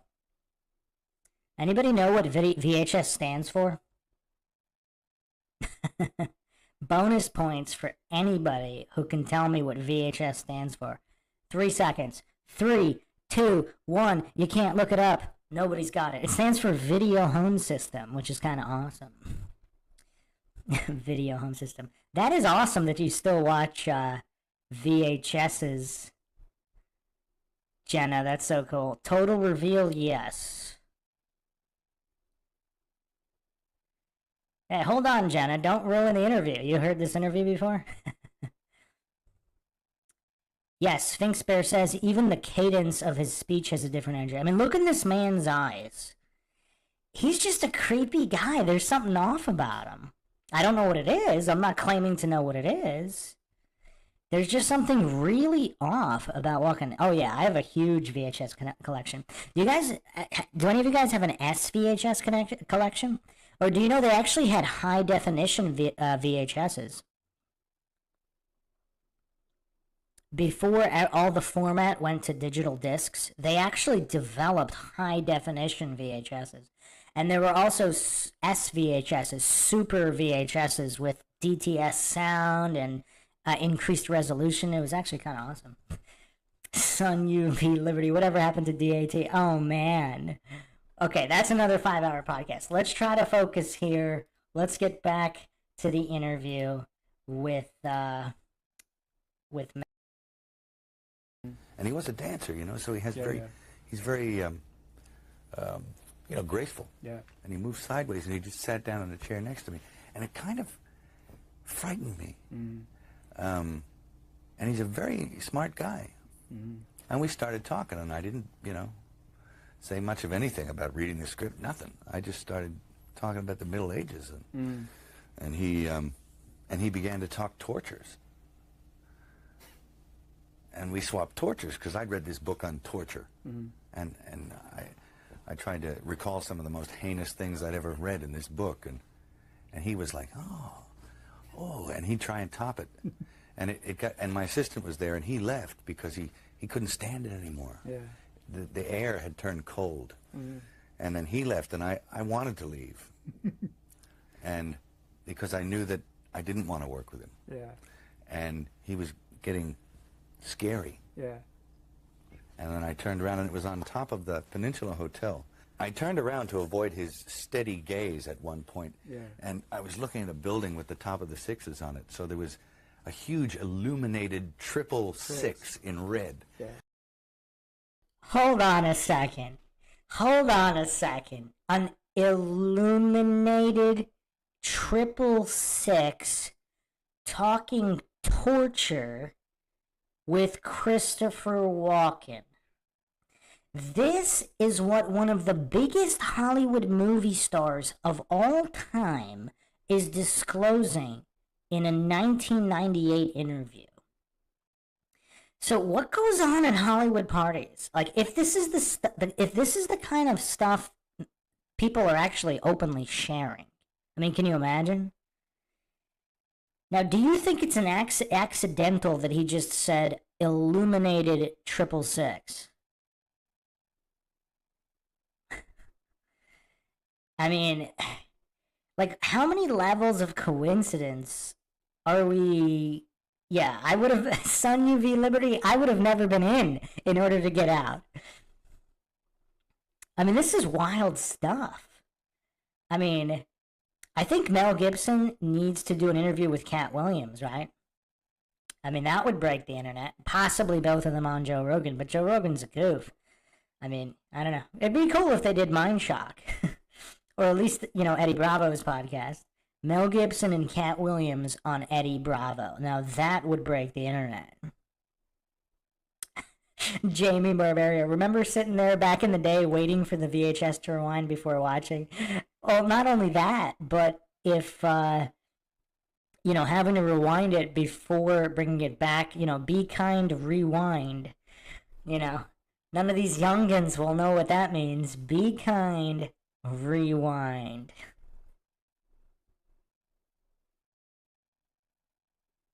Sphinx Bear says, the fact that a lot of celebs talk about this stuff but in a joking way makes it pretty suspicious, yeah. But also notice the way Mel explained it. Like the air, like everything about it. It seems like Mel's being genuine, right? I mean, I know he's a phenomenal actor, possibly the greatest of all time. But there's just something genuine about this interview. And I went from that to that to that, and he started smiling. And I thought, oh no, Chris Walken is the Antichrist, you know? There's certain trends. I wonder what happened between that cut, because it just cut right there after he said Walken is the Antichrist. Big Pine Sailing, it is, and I've seen it, and Jack Black is a total sellout. But the School of Rock was actually kind of awesome.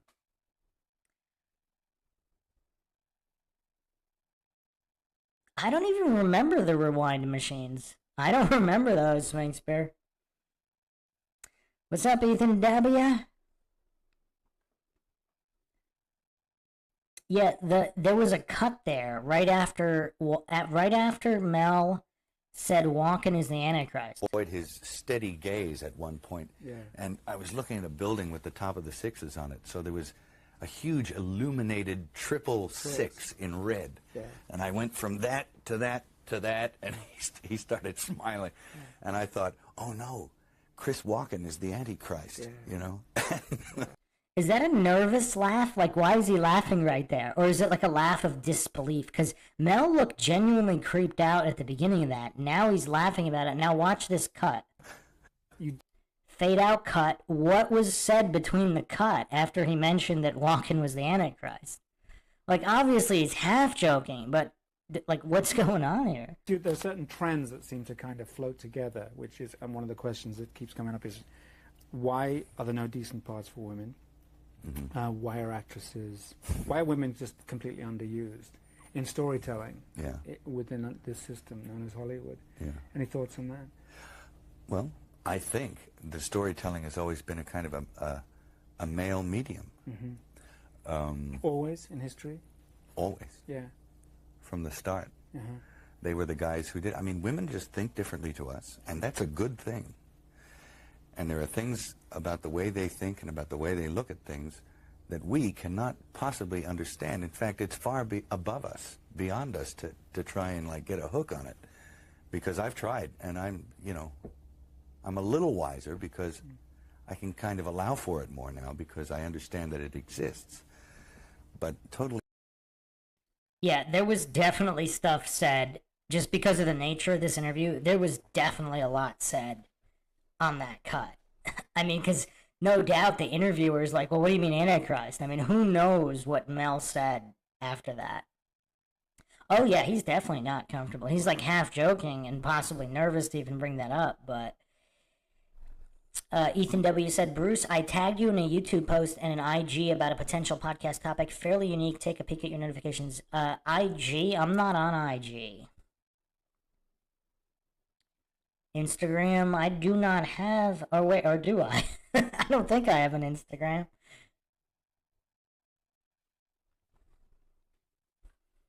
You want me to check the notifications right now?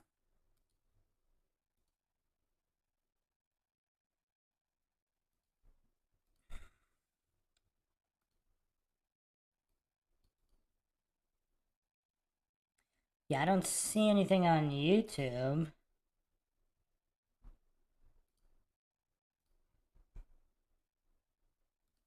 I'm on Twitter. Who are you tagging? Uh-oh. Ethan W. says, then who TF have I been sending my SSN to? I don't know, man. I don't know. Oh, Big Pine Sailing, you called it. Gets comfortable, realize what he just said, becomes uncomfortable, possibly. Rodney Thomas says, maybe Robert Wagner is covering for Walken regarding what happened to Natalie Wood. Yeah, definitely needs more examinations. I mean, Hollywood is just so shady. I mean, it's almost like I said, I mean, you know, I lived out there for a little bit, but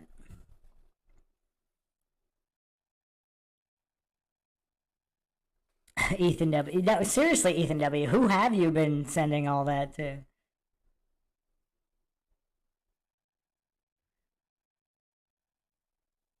Carol says, Mel understands Isaiah 54:17. No weapon formed against you shall prosper. Oh, Dave Scott in the house. Dave Scott, you missed a whole lot, my friend. You missed a whole lot.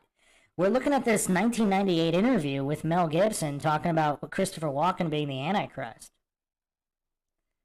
Yeah, maybe Sphinx Bear, but also, can you imagine? Oh, Sphinx Bear said maybe the cut in the video was because of that uncomfortability. Maybe he needed a drink of water or something and they cut it for time purposes. Yes, but can you imagine, like, what is being left in the interview? What was cut from this interview? That's my number one question. If this was left in, what was cut?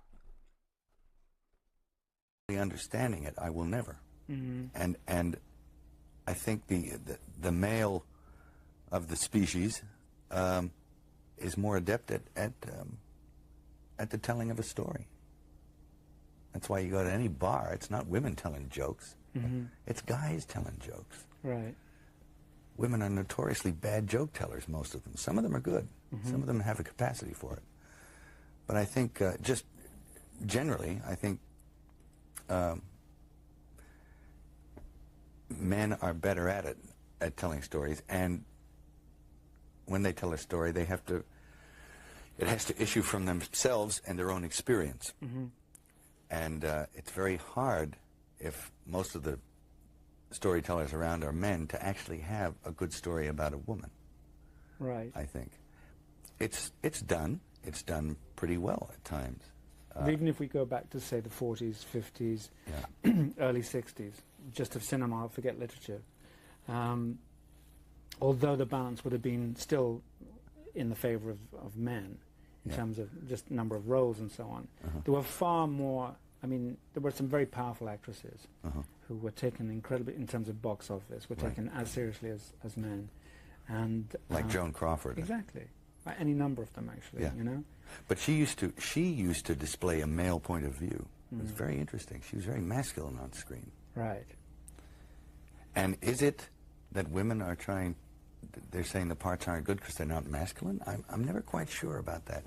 If you look at the, you know, the scripts that are floating around right now, and the movies that are being made, they're woefully short on interesting female parts. Yes, they Women are. tend to kind of pop up and sort of endorse men, take their clothes off if they're in a good enough shape, and leave. Yeah. And one of the actresses I spoke to, actually, I came up with what I thought was a pretty smart thing, which was saying, I said, at what point do you see the decline in women's roles? He said, the moment women took their clothes off, and it became a given, then seemed to be a lack of respect and a dropping off of interest in other points of interest about women. You know? There's a producer I know, successful producer. I will not mention names, but his whole opinion about women on film, from beginning to end, is very brief. He says, women on film, either naked or dead. Both is better. And it's like, whoa, whoa. The man has got a spiritual malady for a start. I mean, the scary thing is that I think a lot of people think that. Maybe not to that extreme. There are people, well-meaning people, and you find that the woman and the woman's role in a film becomes some sort of just appendage to the man. And I can see why they're not too fulfilled in doing that. So, is he talking about Weinstein there? Who's he talking about? Or is he talking about any number of big producers who said preferably women would be both naked and dead on screen?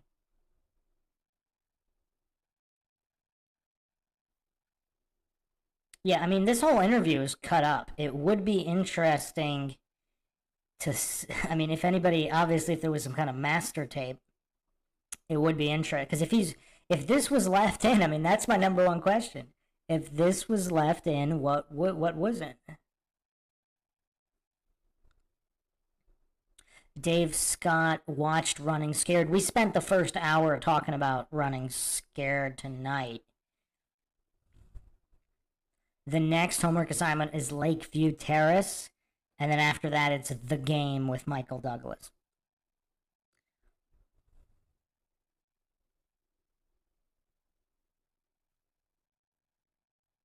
Oh wow, I don't even remember that scene in Lethal Weapon, and I've seen all the Lethal Weapons multiple times.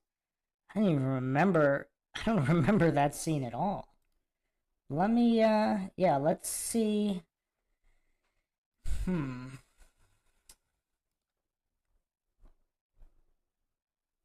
Lethal Weapon 1?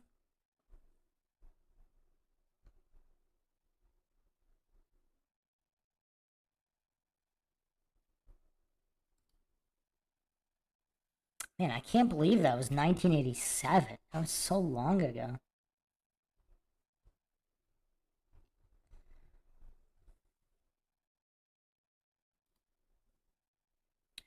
Lethal Weapon 1 was produced by Richard Donner, who also directed it. Would he call out the producer in his number one hit? Especially, this is right on the end. This is the Lethal Weapon 4 release year, 98. Huh. And Joel Silver. Is he talking about Joel Silver? I mean, that's a big producer.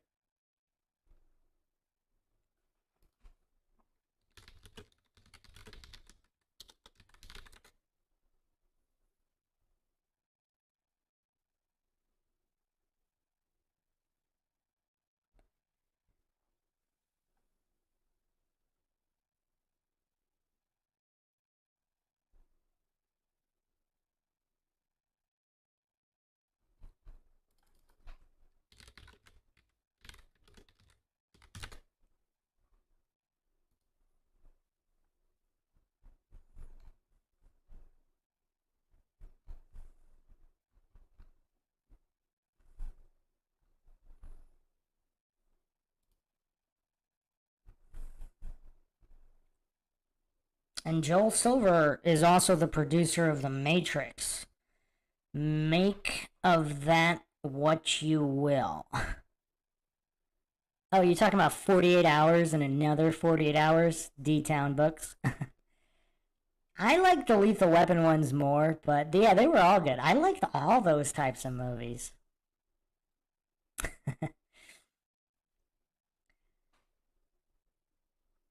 Danny Glover did look a lot older than 40 though. Let me check that. You know, Joe Pesci in Lethal Weapon 4 is one of the most underrated performances. That was Joe Pesci and Chris Rock were in Lethal Weapon 4.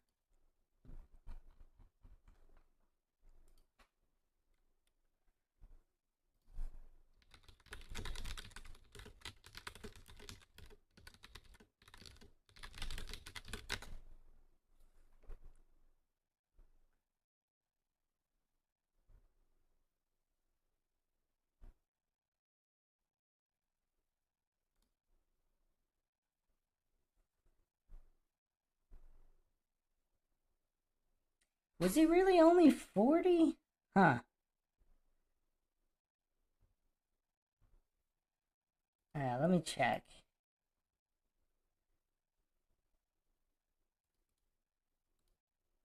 He looked older than 40. So in 1987, so Danny Glover was born in 46. He was 47. Yeah, he looked about 40. He was 47 in Lethal Weapon 1. I Am Iron's Cat's going with Joel Silver for the Naked Dead Women.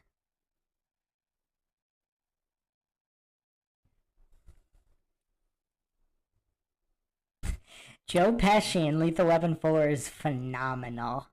Other than Casino, I think I would rank Pesci's performances Casino, My Cousin Vinny, Lethal Weapon 4, and then Goodfellas. And then the Super. Has anybody seen The Super? That's a hilarious Joe Pesci movie where he's like the landlord of an apartment building. It's hilarious.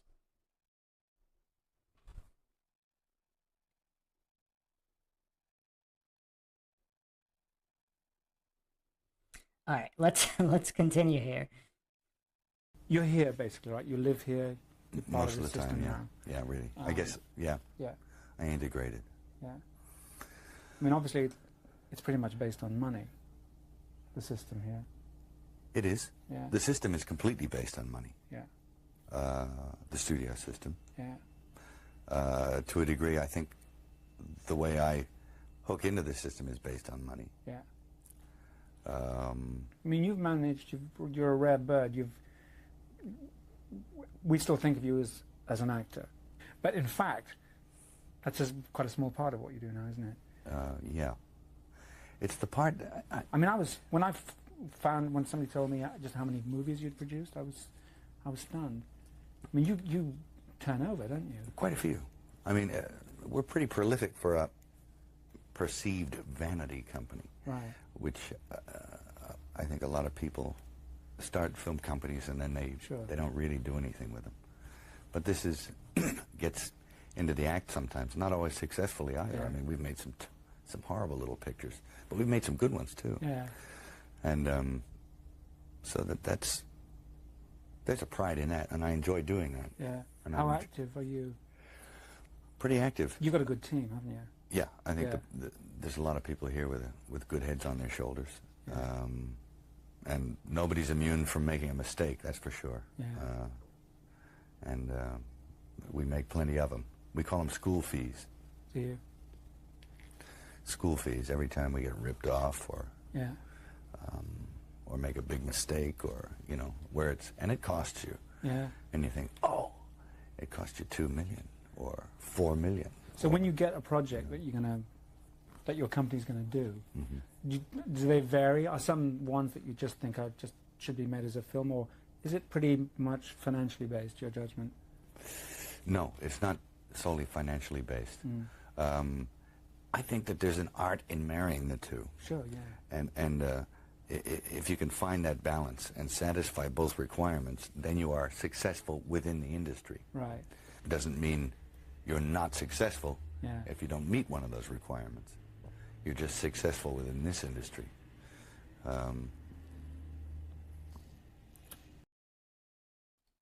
It's kind of weird. Like, he looks like he's almost having trouble. It's almost like something was said during those cuts, and it changed the tone of the interview. Because he seems completely different here than before some of those cuts. It's like he's intentionally either trying not to say a lot, or something was said that almost like scared him or something. He just seems completely different now than at the beginning of the interview. Son UV Liberty says he's navigating. Like, look how much trouble he is answering basic questions. This doesn't make any sense. I mean, Mel Gibson's a smart guy. And now it's like he's completely different in this part of the interview than the first half of the interview. So what would you say was the good news about Hollywood right now? I mean, look how troubled he looks. Like, he's running his hand across the side of... Like, this is not normal for an interview. Like, he just looks so troubled. He did not... Like, he looked a little scared and uncomfortable at the beginning during some of the topics. He looks extremely troubled now. Something must have been said during the cuts. Like, maybe the interviewer told him, like, you can't be saying stuff like that. Like, maybe it was even an outright threat. Yes, it is self-soothing. Why would he need to do... I've never seen Mel Gibson do this in any other interview. I've never seen him do this in any other... I've watched quite a few Mel Gibson interviews.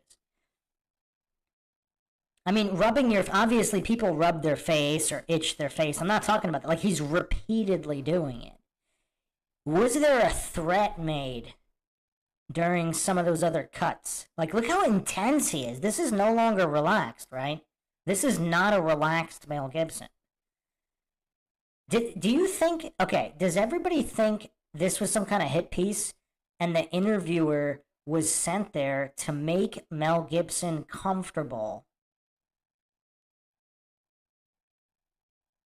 He's a pretty thoughtful guy, but he doesn't look outright disturbed like he does right now.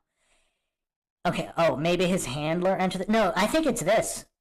I'm going to posit this theory. whoever this interviewer is, I think the mission was, I think they knew Mel Gibson might have been a loose cannon, and they wanted to find out what kind of things he would say. And I think the interviewer, this is just a theory. I'm not claiming this is true or untrue. I'm not claiming anything is true or untrue. What if the interviewer intentionally made Mel really comfortable to see what he would say, and after those things were said, cut, the interviewer outright threatens him, like, you can't be saying this stuff, or this'll happen, or that'll happen. Okay, action. Let's resume the interview. What else could cause this quick shift in demeanor? I mean, this is just weird. I mean, I just thought of that right now. Like, they intentionally made him comfortable. Look how uncomfortable he is asking a basic question, answering a basic question. Yeah, Heracles, checking for potential... Like, he's asking him basic questions about his company, his money, this, you know.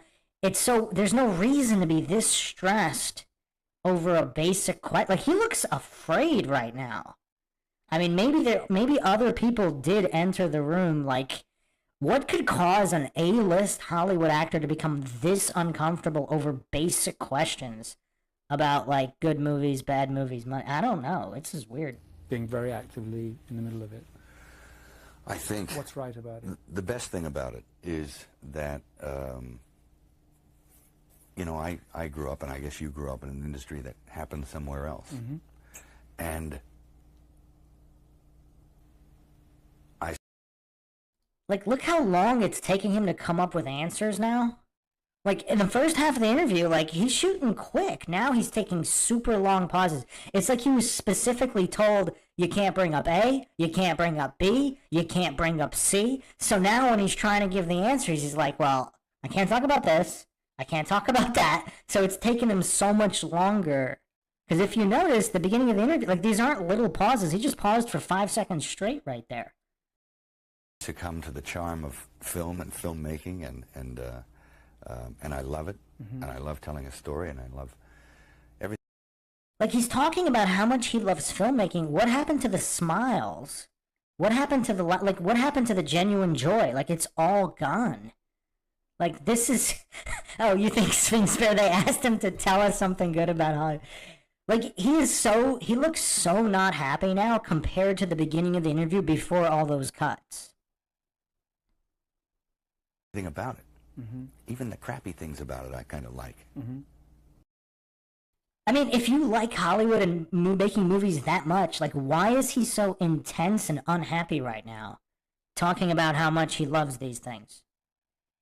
This doesn't make any sense. It's really weird. Oh, wow. Sun UV Liberty posits, could have been a simple question, says, what do you think, fill in the blank, will think when he sees this interview? Message received. Ethan W. says, this is typical about what happens to me in job interviews when my first 4 answers about the job all tie into conspiracy theories and I realize I'm probably not getting the job. I mean, this is one of the biggest shifts in body language and tone I've ever seen in an interview. Like, he's laughing about Christopher Walken 666. Now all of a sudden he's talking about the joy he gets from making... Like, this is his face talking about the joy he gets from every aspect of filmmaking when he was, you know, jovial about talking about medieval torture, and he was really laid back. There was something must have been said during the cuts in order for him to shift to this. And it kind of, I guess it gets almost to a question of, like, kind of a religion. Mm-hmm. Mecca for filmmaking. Wow, did everybody see that other cut? There was just another huge cut. As soon as he said religion, major cut. That's a little weird. What was he said? Yes, Heracles. What was he saying about religion that they completely cut out? Is this industry here? Mm. Look how worried. I mean, I can't. This is just weird. Look how worried he is to just be talking about. Like, now he's like scratching his head nervous. Like, this does not look like a happy guy. Does this look like the same man who was just joking and relaxed at the beginning of the interview. He looks genuine. It's almost like a guy with a gun came into the room. Because, I mean, he's talking about the joy filmmaking brings him, and he doesn't even have a smile on his face. It's almost like a couple of guys the men in black walked into the room behind the interviewer. I mean, he looks genuinely worried here. It's where there's the biggest pool. It's the watering hole where everyone comes to see, to measure up. Mm. I mean, all this fidgeting, like he wasn't fidgeting at the beginning of the interview. Now he's fidgeting like crazy, like he's really nervous. Not yet, Sphinx Bear. This was before he had a few major hits after this. He did What Women Want, and he did The Patriot and What Women Want after this. But look how nervous. It's just so weird how he's so nervous after all of this. To include themselves in the pool. Mm. I mean, does he look happy? He just looks so unhappy. It's almost like the guys with guns walked in and they're like, you're not allowed to leave the interview. Like, we have a major issue with what you just said, but you still have to finish the interview. That's a good question, Awesome Town Matt. Let me double check that. That could be relevant.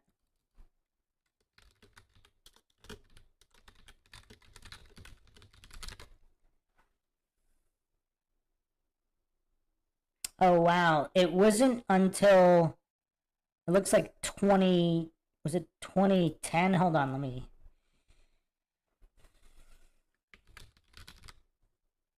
Yeah, 2010. So this was well after. Yeah.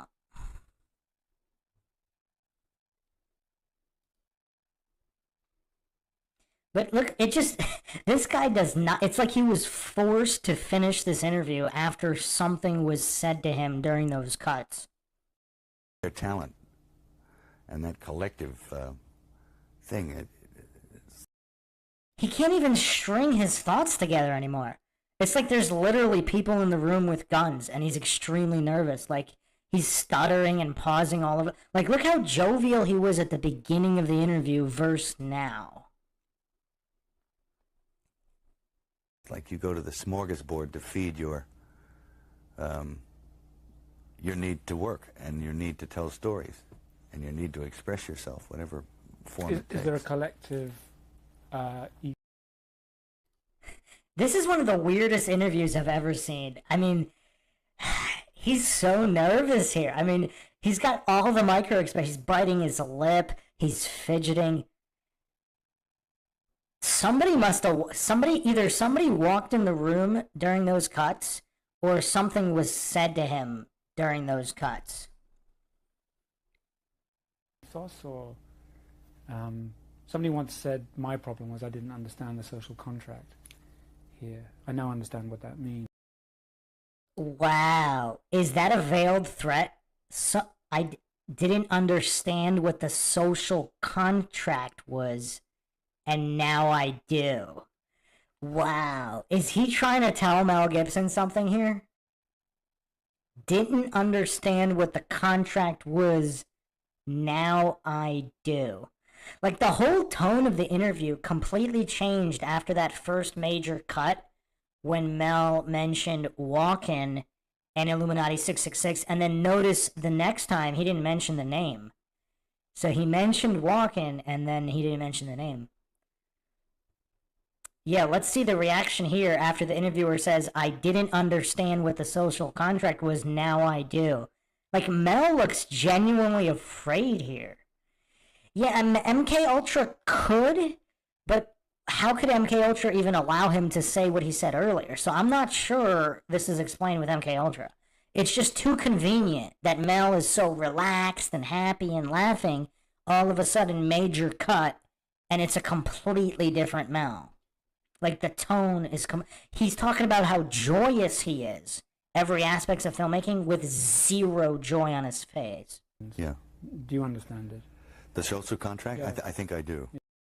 Wow, do you... Not only that, then he follows up, do you understand? And then Mel says, I think I do. Yo, it really seems like they're talking about two different things here on purpose. I think there's somebody else in the room now.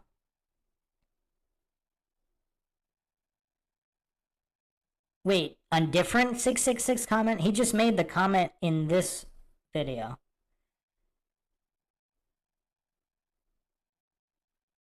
Oh, wow. I think, isn't that the poster for the conspiracy theory movie? But that can't be this interview, because this interview is a year, it's after that. It's way after that. It's a whole year later, so maybe, let me double check the conspiracy theory poster.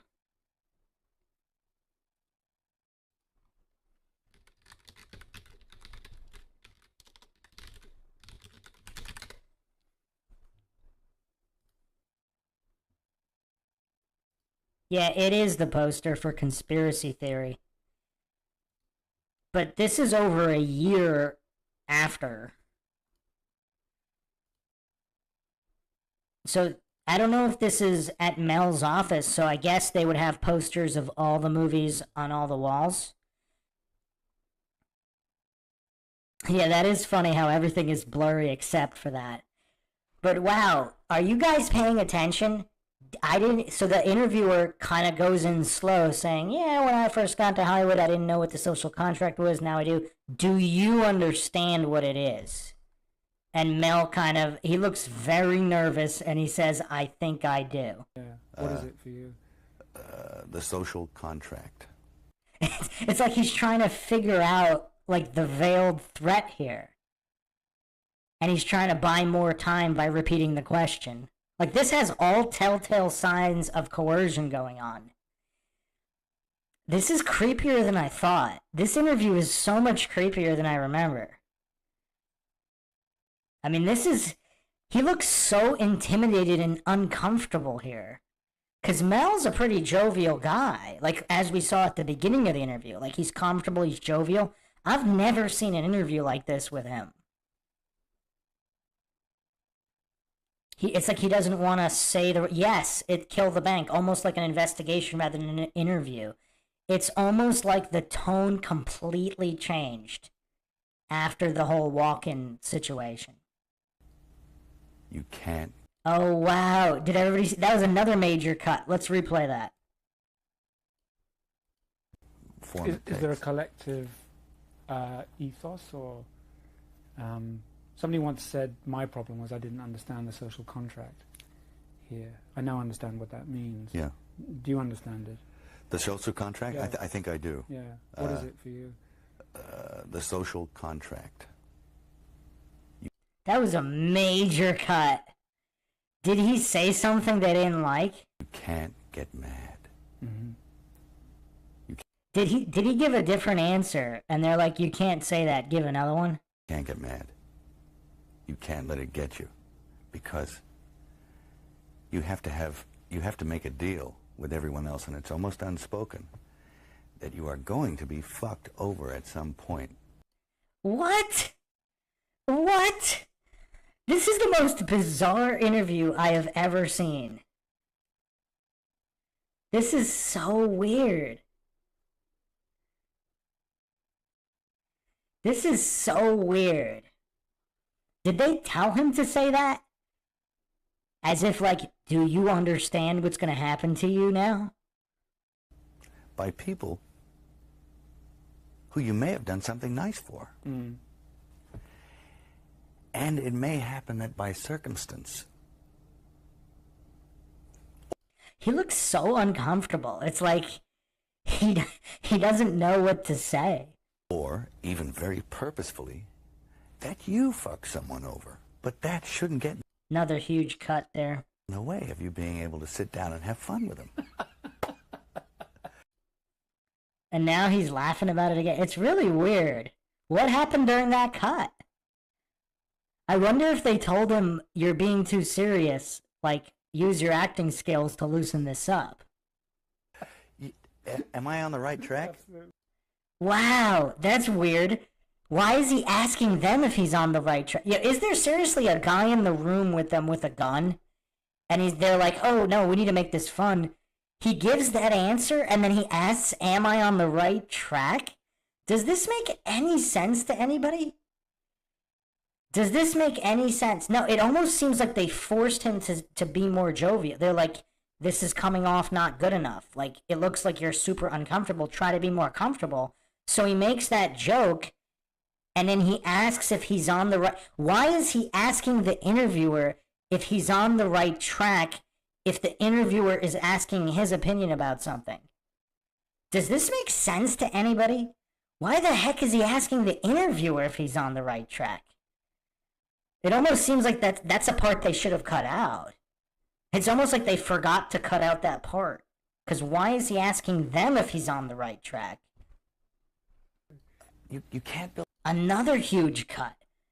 How many cuts are in this interview? a resentment about it. You have to still try and love those people. Yeah. Because that's the way they're thinking.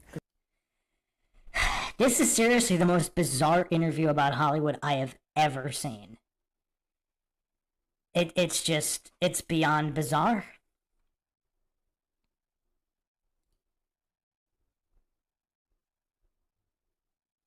Absolutely beyond bizarre. It ain't personal. No, it's not personal. They don't really mean to hurt you. No. Not really. I don't quite understand. Well, I mean, there's a lot of motivations for why it happens. Yes, many. I mean, money will make you do stuff as well, won't it? I mean... Money will make you do stuff as well, won't it? Is it... This is really weird. Money will make you do stuff as well, won't it? While Mel is extremely uncomfortable here.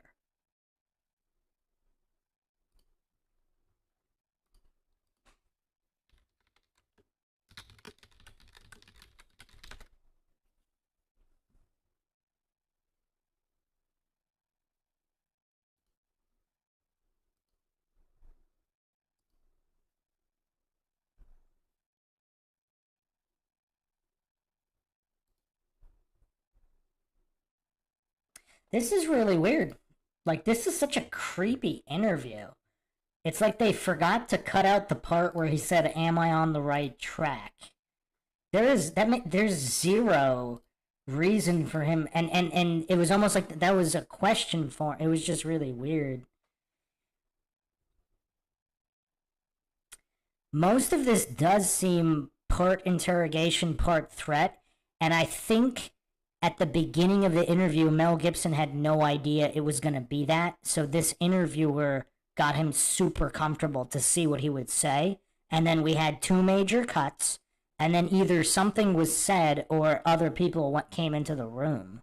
Yes. One, them, us, Yes. you know. Yeah, well, whoever. If there's many millions riding on a decision, it's hard to be philosophical. Yes. Yeah. Yeah, very, very hard. Very. I've never seen him this nervous. Like, he's scratching his hair. I mean, this is so weird. I mean, look how put together he was on the Joe Rogan podcast. I mean, Mel Gibson is extremely well put together. Very hard to be, yeah. He's all over the place here. You have to choose what level of integrity you're coming in at. Wow. You have to choose what level of integrity you're coming in at. This does seem like part interview, part interrogation, part threat.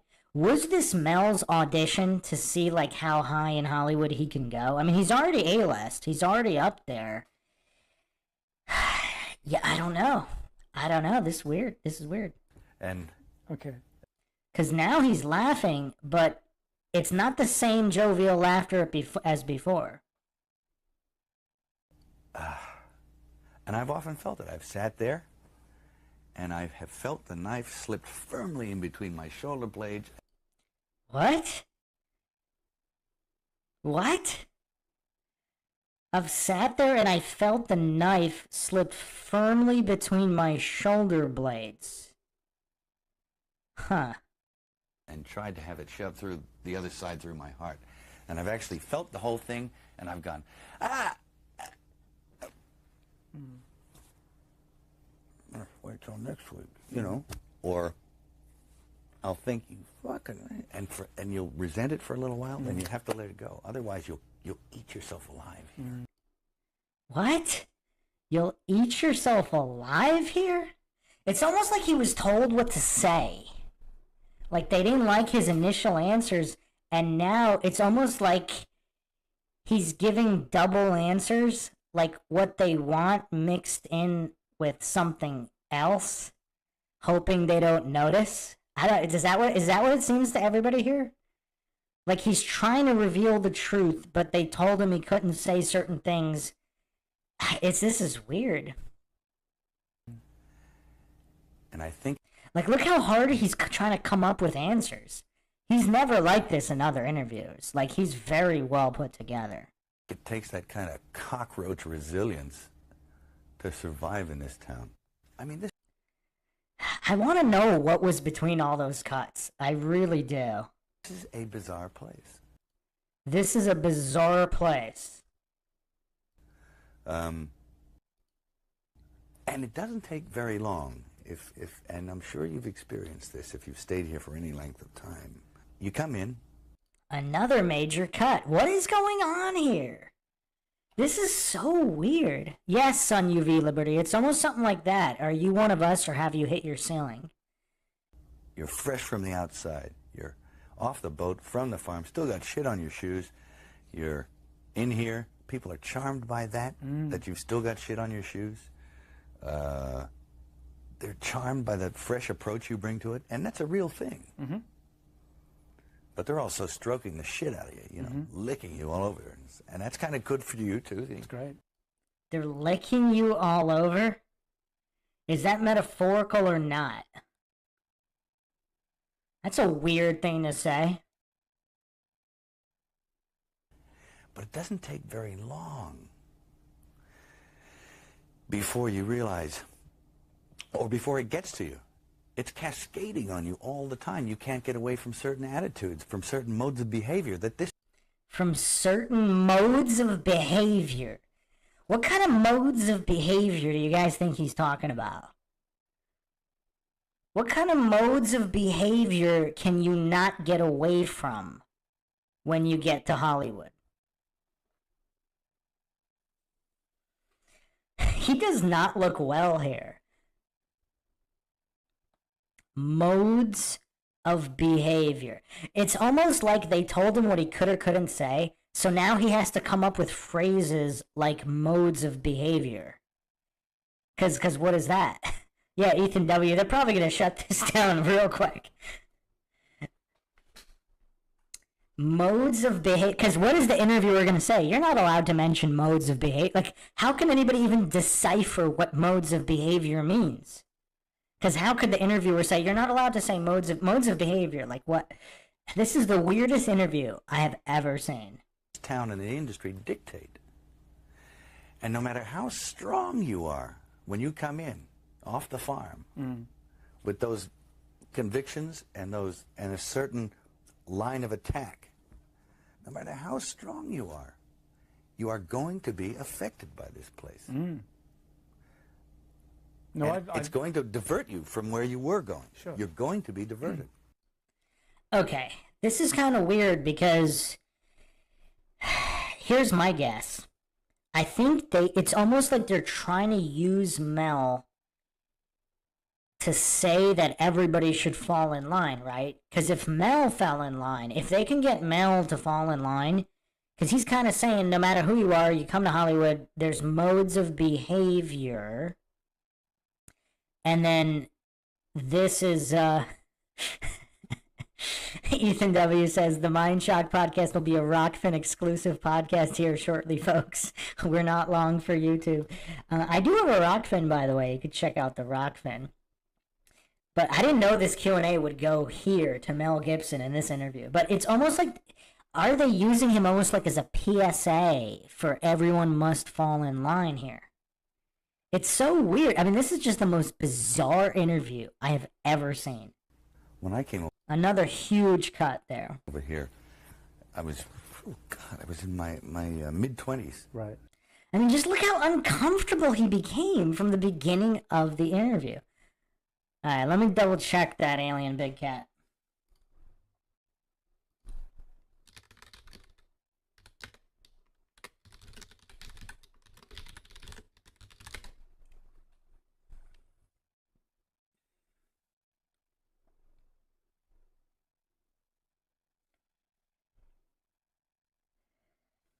I don't believe so.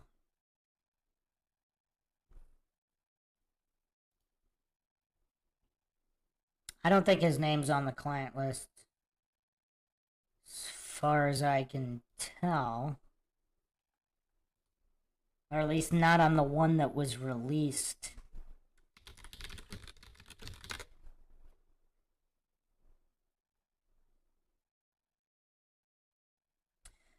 Yeah, I don't see him on the released list.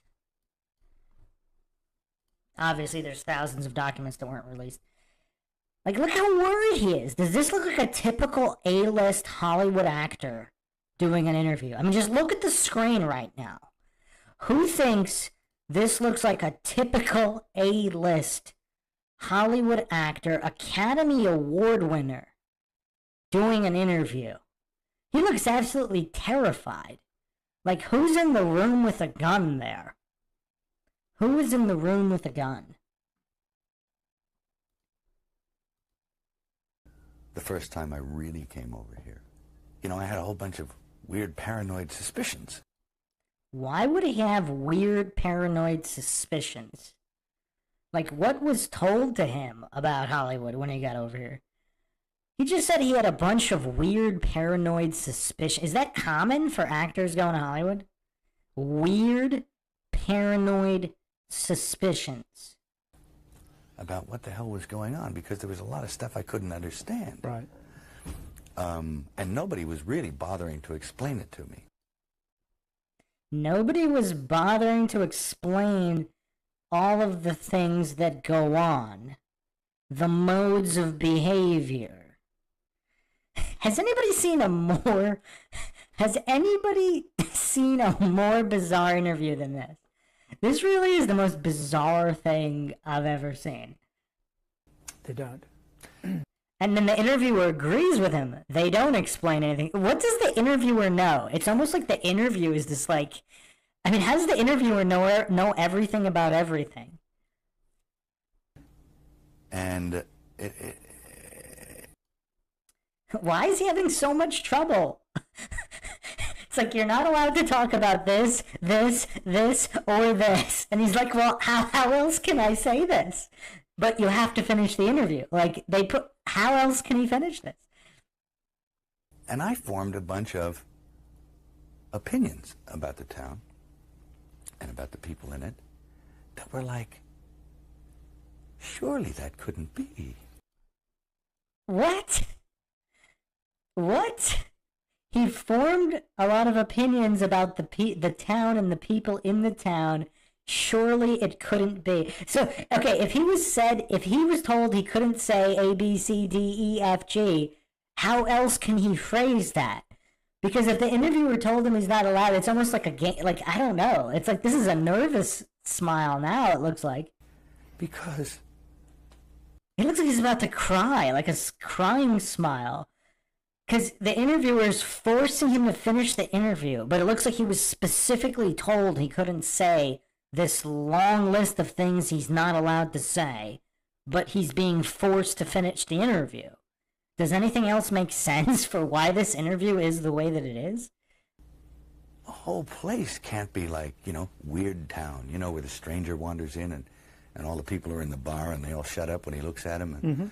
And they tell you don't go into the house on the hill. And it's like that. What? Does this make any sense? Has anybody ever heard Hollywood being described like this by an A-lister already in Hollywood? This doesn't make any sense. And then you go away and you think, no, I was wrong. I mean, that's insane thinking. I'm paranoid. I imagined that stuff. That couldn't be the reason for why so-and-so was acting like, could it? Why so-and-so is acting like what? Why so-and-so is acting like what? What was cut out of this interview? And then you find out later on the track that you were exactly on track.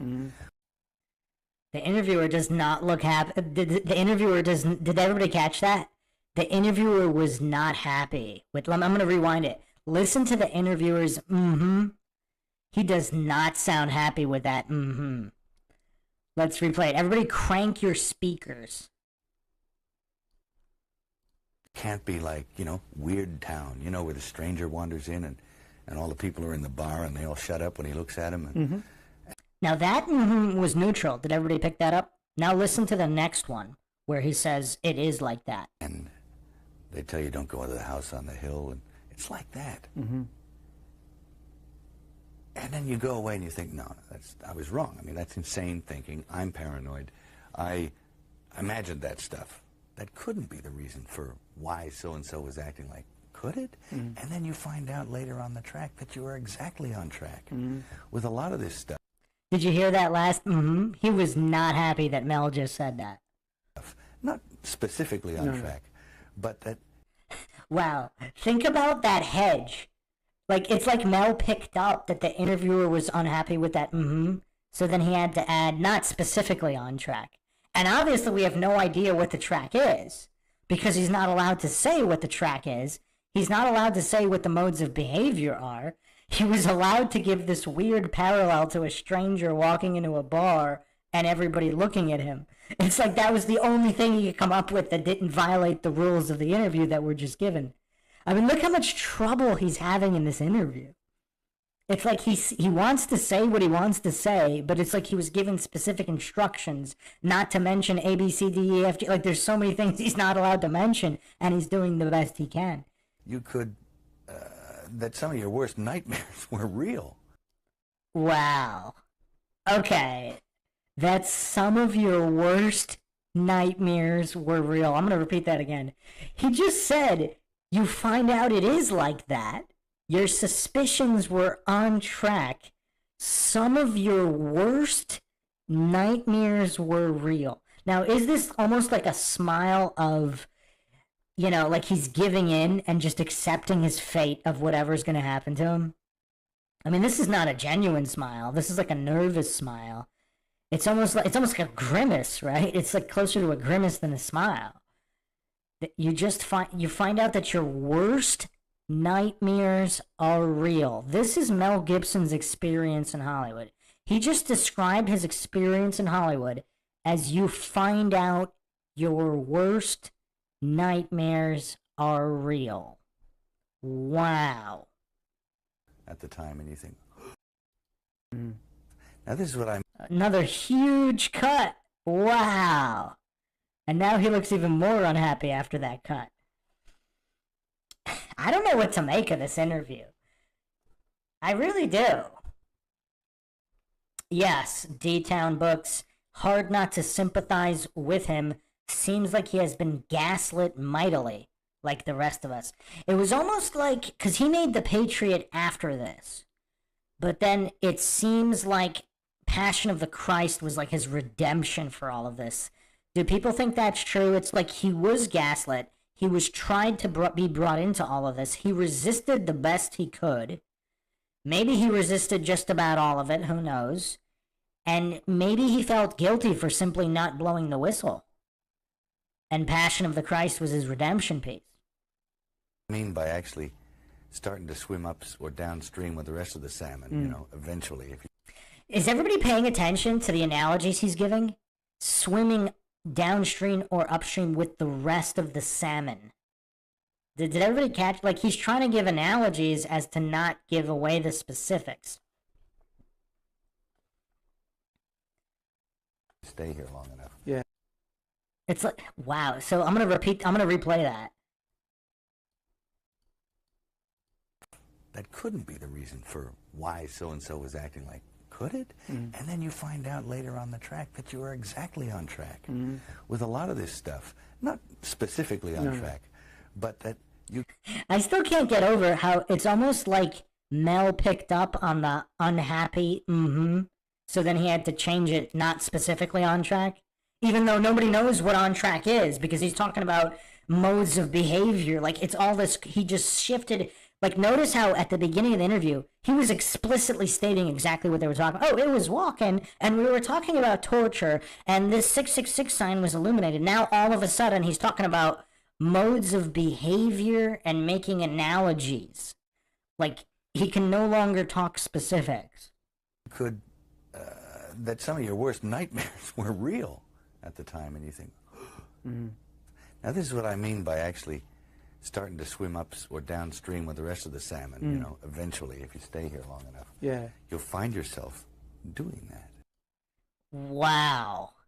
If you stay here long enough, you'll find yourself doing that. What is that? Your worst nightmares? If you stay here long enough, you'll be like the salmon swimming up or downstream. Wow. Was that an admission by Mel Gibson? Was that is this a confession? He looks so uncomfortable here. Heracles says 100%. I'm going to bring up a poll. Yes, Carol, he seems to be having a crisis of conscience. I'm not convinced he participated in any of this. I think his crisis of conscience might be related to him not blowing the whistle.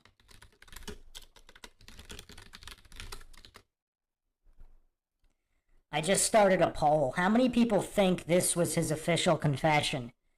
If you stay here long enough, you'll find yourself doing that. What is that? What, your worst nightmares are real? And you'll find yourself doing that, swimming with the salmon, if you stay here long enough. Wow, so far 71%, 75% think that's a confession. I'm not 100% convinced, but I don't know. Sun UV Liberty said, I've always wondered if Apocalypto was symbolic of his escape from them. That would be interesting. If that was symbolic of the escape and then Passion of the Christ was redemption. Heracles says, acknowledgement, not confession. I'm not sold on confession just because I can't. He's so hard to read here. I don't know. Okay, what about this? Do you think whoever's doing the interviewer wants him to confess so they have something on him? Like okay, the first half of the interview is almost like he can't be controlled. Then something was said or someone entered the room and maybe now they want a confession from him that they can use against him. And he's being incredibly cryptic because he doesn't want to implicate himself? I don't know. Wow, 73% say this is a confession. He just looks extremely uncomfortable. I can't get over how uncomfortable the tone changed after the first two cuts. Like, he was giving details, naming names, and then all of a sudden, everything changes, and this is the most cryptic interview I've ever seen. Alright, I'm going to end the poll so we can continue. Most people thought it was a confession. And you have to... He's struggling so hard here. I definitely think the interviewer told him, you can't mention this, that, this, or that. So he can't... So all his answers, he has to spend all this extra time thinking because he was just explicitly told he can't mention any of these things. There's a way of doing it without doing it. What? There's a way of doing it without doing it. What? What does that mean? Your worst nightmares are real. If you stay here long enough, you'll be swimming with the salmon up or downstream. And there's a way of doing it without doing it. What does that mean? There's a way of doing it without doing it. Does that mean acknowledging it? Not directly participating, but not stopping it? Is that what he means? And that's what he's confessing? And that's what he feels bad about? That he didn't actively stop it? That he basically allowed it by not acting against it? I don't know. He kind of almost looks unhappy with himself. Like, what is everybody's read of his face right here? It does not look like he's happy with himself. This does not look like a man who is proud of himself. I mean, this is an Academy Award winner. I mean, this is a guy with an accomplished career. Yeah, this is, pained. I mean, just think about all this guy has accomplished. Yes, regret. I mean, this entire interview, like, everything is written all over his face. Unless this is all some kind of act. That takes time. Mm. That takes time. And it takes relaxation. What? It takes relaxation? Like, to cope? What does that mean? I mean, almost like he's like shifting to become unhinged here. He looks almost unhinged here. Like, he's talking about your worst nightmares being true. You know, you stay here long enough, you do it or whatever. There's a way of doing it without doing it. And then now, relaxation? Where does relaxation come into all of that? Is that just the only way to cope with it? What is he talking about? Does anybody else think he looks kind of unhinged here?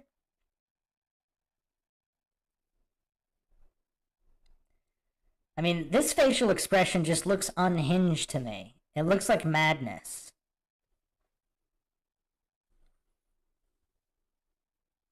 What does everybody think of his expression here? I mean, we're nearing the end of the interview, but this does not look like a sane man right here. I mean, he was just forced to go through all of this stuff without being too explicitly able to explain it. Not being uncomfortable about... Not being uncomfortable. Realizing it for what it is. Projecting.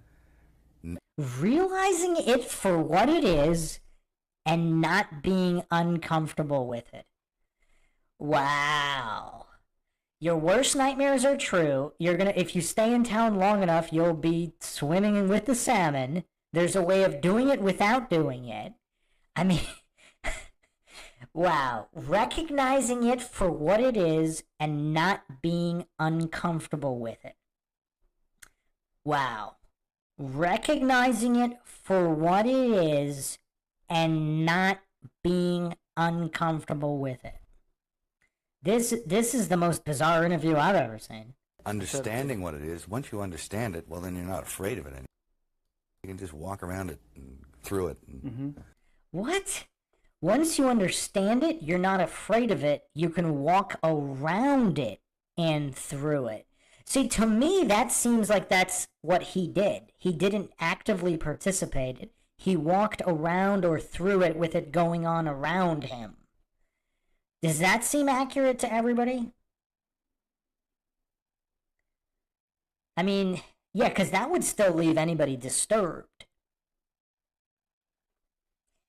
I mean, that's very specific, walking around it and through it, but not technically being it, doing it without doing it. I think that probably deciphered it the most. It's a confession of doing it without doing it and walking around it. Because otherwise, I mean, again, has anybody ever seen a Hollywood A-lister give an interview like this? Either the first half of the interview where he's relaxed, or the second half, either half of the interview. And then get on with... Huge cut there. What you tried to get on with in the first place. And then get on with what you tried to get on with in the first place. Wow. Wow. What a bizarre interview. A place like this can humiliate you. What? A place like this can humiliate... This is getting even more specific. There's two major cuts there. There were two major cuts. And then now he's saying a place like this can humiliate you. And it can humiliate you, it can be humbling. I mean, it does rip your life to pieces.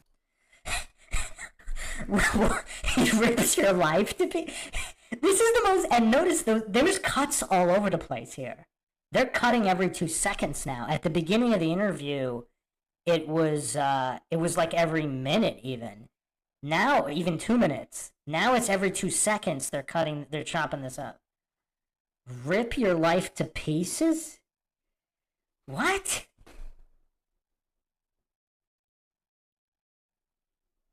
Does it? If you'll let it. Yeah. Did you hear the interviewer? Does it? That was a weird does it. Here his face is almost like grudging acceptance. Like there's nothing he can do. Resignation. Is this a face of resignation? This looks like a face of resignation now. I mean, yeah, he's resigned to it is the way that it is. I don't like the way the interviewer said does it. When he said it rips your life to pieces. Did everybody hear that? And the interviewer almost mockingly says, does it? Like, let's listen to that again. It can be humbling. I mean, it does rip your life to pieces. Does it? Did everybody hear that, does it? Like, there's a tone there. Like, does it? That was so weird. That was so weird. You'll let it. Yeah. And it's always pounding at the walls. It's always pounding at the walls. And the interviewer says, yeah. What? Could this interview get any more bizarre? These little guys, these little heathens with no soul downstairs with horns on their head with a battering ram trying to like beat your walls in. Yeah. What? What? This interview just went off the rails. Heathens with horns? What? Let's play that again. It's almost like Mel is like challenging them now. Did anybody get that? It's like Mel got a little pissed off that they forced him to, and it's like Mel got pissed off and he's retaliating with that comment. Look at his face. It's almost like he's daring the interviewer to do something about it. Right? Look at his face. It's like, what are you going to do about what I just said? It's like he got sick of being told what to do. Look at his face. He had a complete change of tone there. I'm going to replay that last part. Through it. And then get on with what you tried to get on with in the first place. A place like this can humiliate you. And it can humiliate you, it can be humbling. I mean, it does rip your life to pieces. Does it? If you'll let it. Yeah. And it's always pounding at the walls. These little guys, these little heathens with no soul downstairs with horns on their head. These little heathens with no soul and the horns on their head. Look at it. Mel's face is now challenging. It's like he finally got some life into him. He doesn't look resigned. What happened after those last 4 cuts? Yeah, it's defiance. It's like something else happened in those cuts and Mel got pissed off. It looks like they said something and he got really pissed off. Because now his tone is completely different than through the whole middle of the interview. The beginning of the interview, he's happy, relaxed, dropping names and details. Major cuts, something happened, possibly threats. He's agitated, he's scared, and now there was a whole bunch more cuts. And it's like when he's talking about him being humiliated, it's, life ripped apart. Maybe they threatened him further, and he got really pissed off. Because look at his face now. It's like he's challenging him to do something about what he said. The battering ram trying to like beat your walls in. Yeah. But that's your own devils, Yeah. I mean, as a matter of interest, do you Another huge cut. think it's easier because you're an outsider who came in? I think so. Yeah. Because it was glaring to me because I was an outsider who came in. That almost looks like it was taken from a different part of the interview. That looks like it was something they were talking about earlier. But who isn't an outsider coming into this? Our tape's coming to an end, so I just want to ask you a couple of stupid questions. Just really quick off the top of your head. Give me 5 movies that you like. Not the best in the world, just... 5 movies I like. I hate this question. I Huge cut. I wonder what was said there. can never answer it. Okay. To do it in the time allotted. Okay. Wow, it's like he doesn't want to have anything to do with that guy. He didn't even try to answer the question. Thanks, man. Thank you. Yeah. Is that a nervous laugh of, oh, it's finally over? I think I think he got defiant at the end. He wouldn't even answer his question. It's like he wants nothing more to do with this guy. So, wow, was that a crazy interview or what?